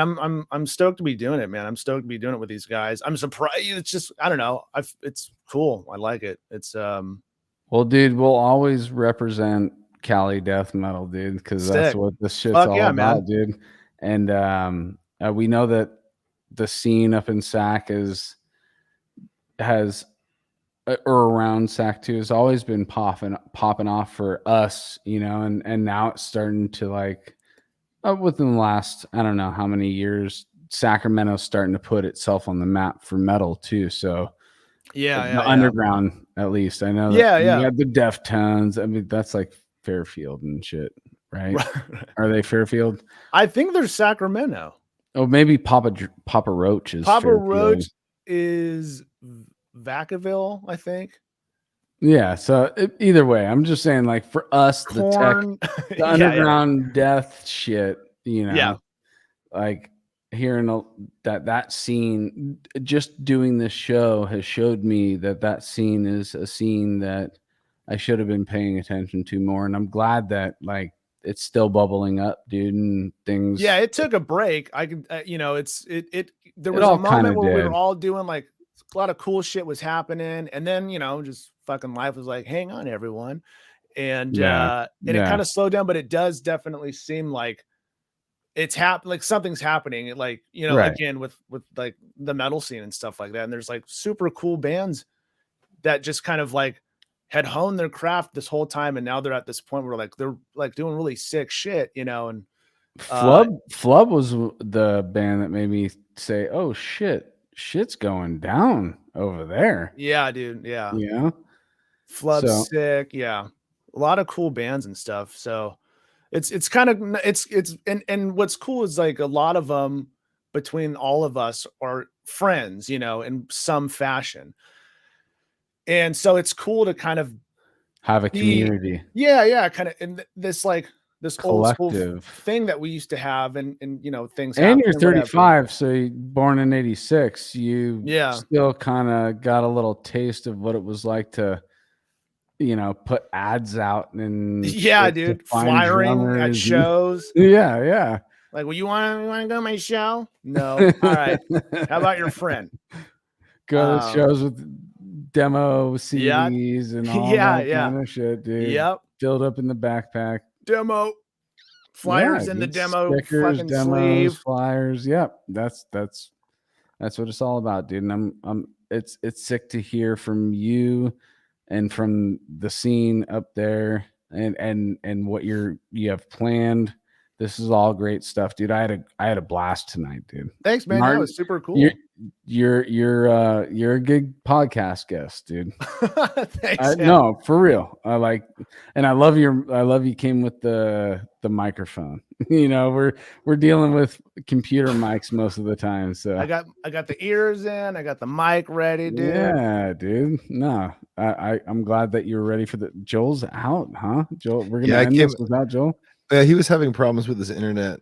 He was just all right. So he couldn't hang, dude. He yeah, couldn't hang. But dude, it was kind of fun. Like coming into this podcast late, I was like, man, you guys already got this rolling. This guy's super awesome. Martin's natural, dude. I just talk a lot, man. I that's the criteria of coming onto a podcast is you just need to talk a lot, dude.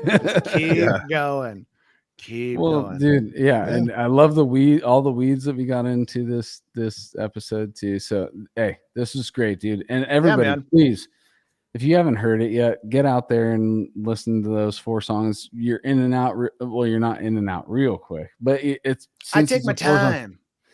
Since it's 4 songs, you don't have like a giant back catalog that you got to get into if you don't know the band Emberthrone. I'll make it real easy for you guys to check it out. Just 4 and it is songs. It's a great journey for the 4 songs. It's a good little EP you guys got there. Thanks, man. Yeah, we're all like surprised and stoked like how it came out, you know, without being like it's the sickest, but like we were all just like, holy shit, this turned out like really tight. Yeah. So yeah, I think we're all pretty fucking like happy with how it turned out. So, and it's cool. It's great to hear it from other people too. And thank you, man. That's cool. Yeah, dude, no doubt. And please get out there and support this up and coming shredding fucking brutal band we got here. Emberthrone. Hell yeah. Think about burning down a throne, dude. Burning down a throne. All right, let's do the plugs. Let's take this one out. Plug it up. Yeah, dude. Let's plug it. Casey, you got the Battle Forge coffee. Yep. Oh, 8% ABV. We got the 8% ABV. That's the wrong one. That was Joel. Battle Forge. There you go. There it is. There Battle Forge coffee. Our homies, Mike, Ivan, and Jacoby all fucking teamed up to get you guys some death metal fucking coffee, dude. Did it make decaf? That's a good question. You got to go to battleforgecoffee.com to find out. But going now. I know that the caffeinated shit fucking jacks you up, bro. So get over there, get your caffeine bean, and get yourself a t-shirt. Oh yeah, CaliDeathPodcast.bigcartel.com. We're sold out, but we'll be just go there to say hi. Just go keep that in your mind. And the professor's on tour right now, so that's why it's so okay. Yeah, never mind. No, so that's not gonna happen. Very soon there'll be some new goodies on that. What about? Oh, there you go. Emberthrone.bandcamp.com. Yeah, check it out. Come on, Spotify. Hey, if you're gonna buy the EP, maybe throw an extra $1 on that shit, dude. Whatever, man. 50 cents laying around. You know, yeah, that Bandcamp. I love that aspect of it because it's like, you know what? I'm gonna throw a little extra. I'm gonna throw a tip to the band, and I love that aspect, dude. But yeah. Go support the underground. I always say it, and it's true. The reason why this show is happening is because the underground has been supported by people like you, and you're going to keep doing it. All right? So go out there, emberthrone.bandcamp.com, and hit up that tour flyer one more time, if you don't mind, Casey. Oh, yes. I think this is it here. Oh, it's a background. That's not the right one. This one. Here we go. There it is. All right. So the Fort Worth. No, that's tonight. San Antonio. That would be the next show, right? Yep. This Saturday, San Antonio, Texas, at the Vibes Underground. Please, if that place is within 45 minutes, an hour, come on, just drive out. Get a DD. Get a designated driver and get somebody. Is that out there. is? What? or an Ubi in the Uber. Spotify. But yeah, Ube. Whoa! get somebody what's who going on with doesn't this drive app? to that show within an hour of your home. This last, or what was it, Denver? No. Yeah. Or yeah, Don't Denver. drink and dive. Don't do it. Don't drink and dive, dude. Denver was sold out before they got there. How sick is that for these guys, dude? Sold out before they show up to their show? Come on. All right. Love you guys. Oh, wait. We already did the Emberthrone. Is there anywhere else besides Bandcamp? Spotify, YouTube, the Instagrams and Facebooks and all that Yeah, stuff. But go like and share and subscribe. Emberthrone, check out the new EP, Godless Wonder, and thanks to everyone who has checked it out. That's fucking rad. Hell yeah, dude. Thank you. And like and subscribe to Cali Death Podcast. We're gonna be back next week like always. All right, love you guys. Have a great weekend and rock on. Bananas. All right. Well, yeah, Well, dude, totally, dude. Adam West. Oh, Adam dude. West. Don't forget Adam West, Michael Adam Keaton, West, dude. Val There it Kilmer, is. There it George is. Clooney. Got it.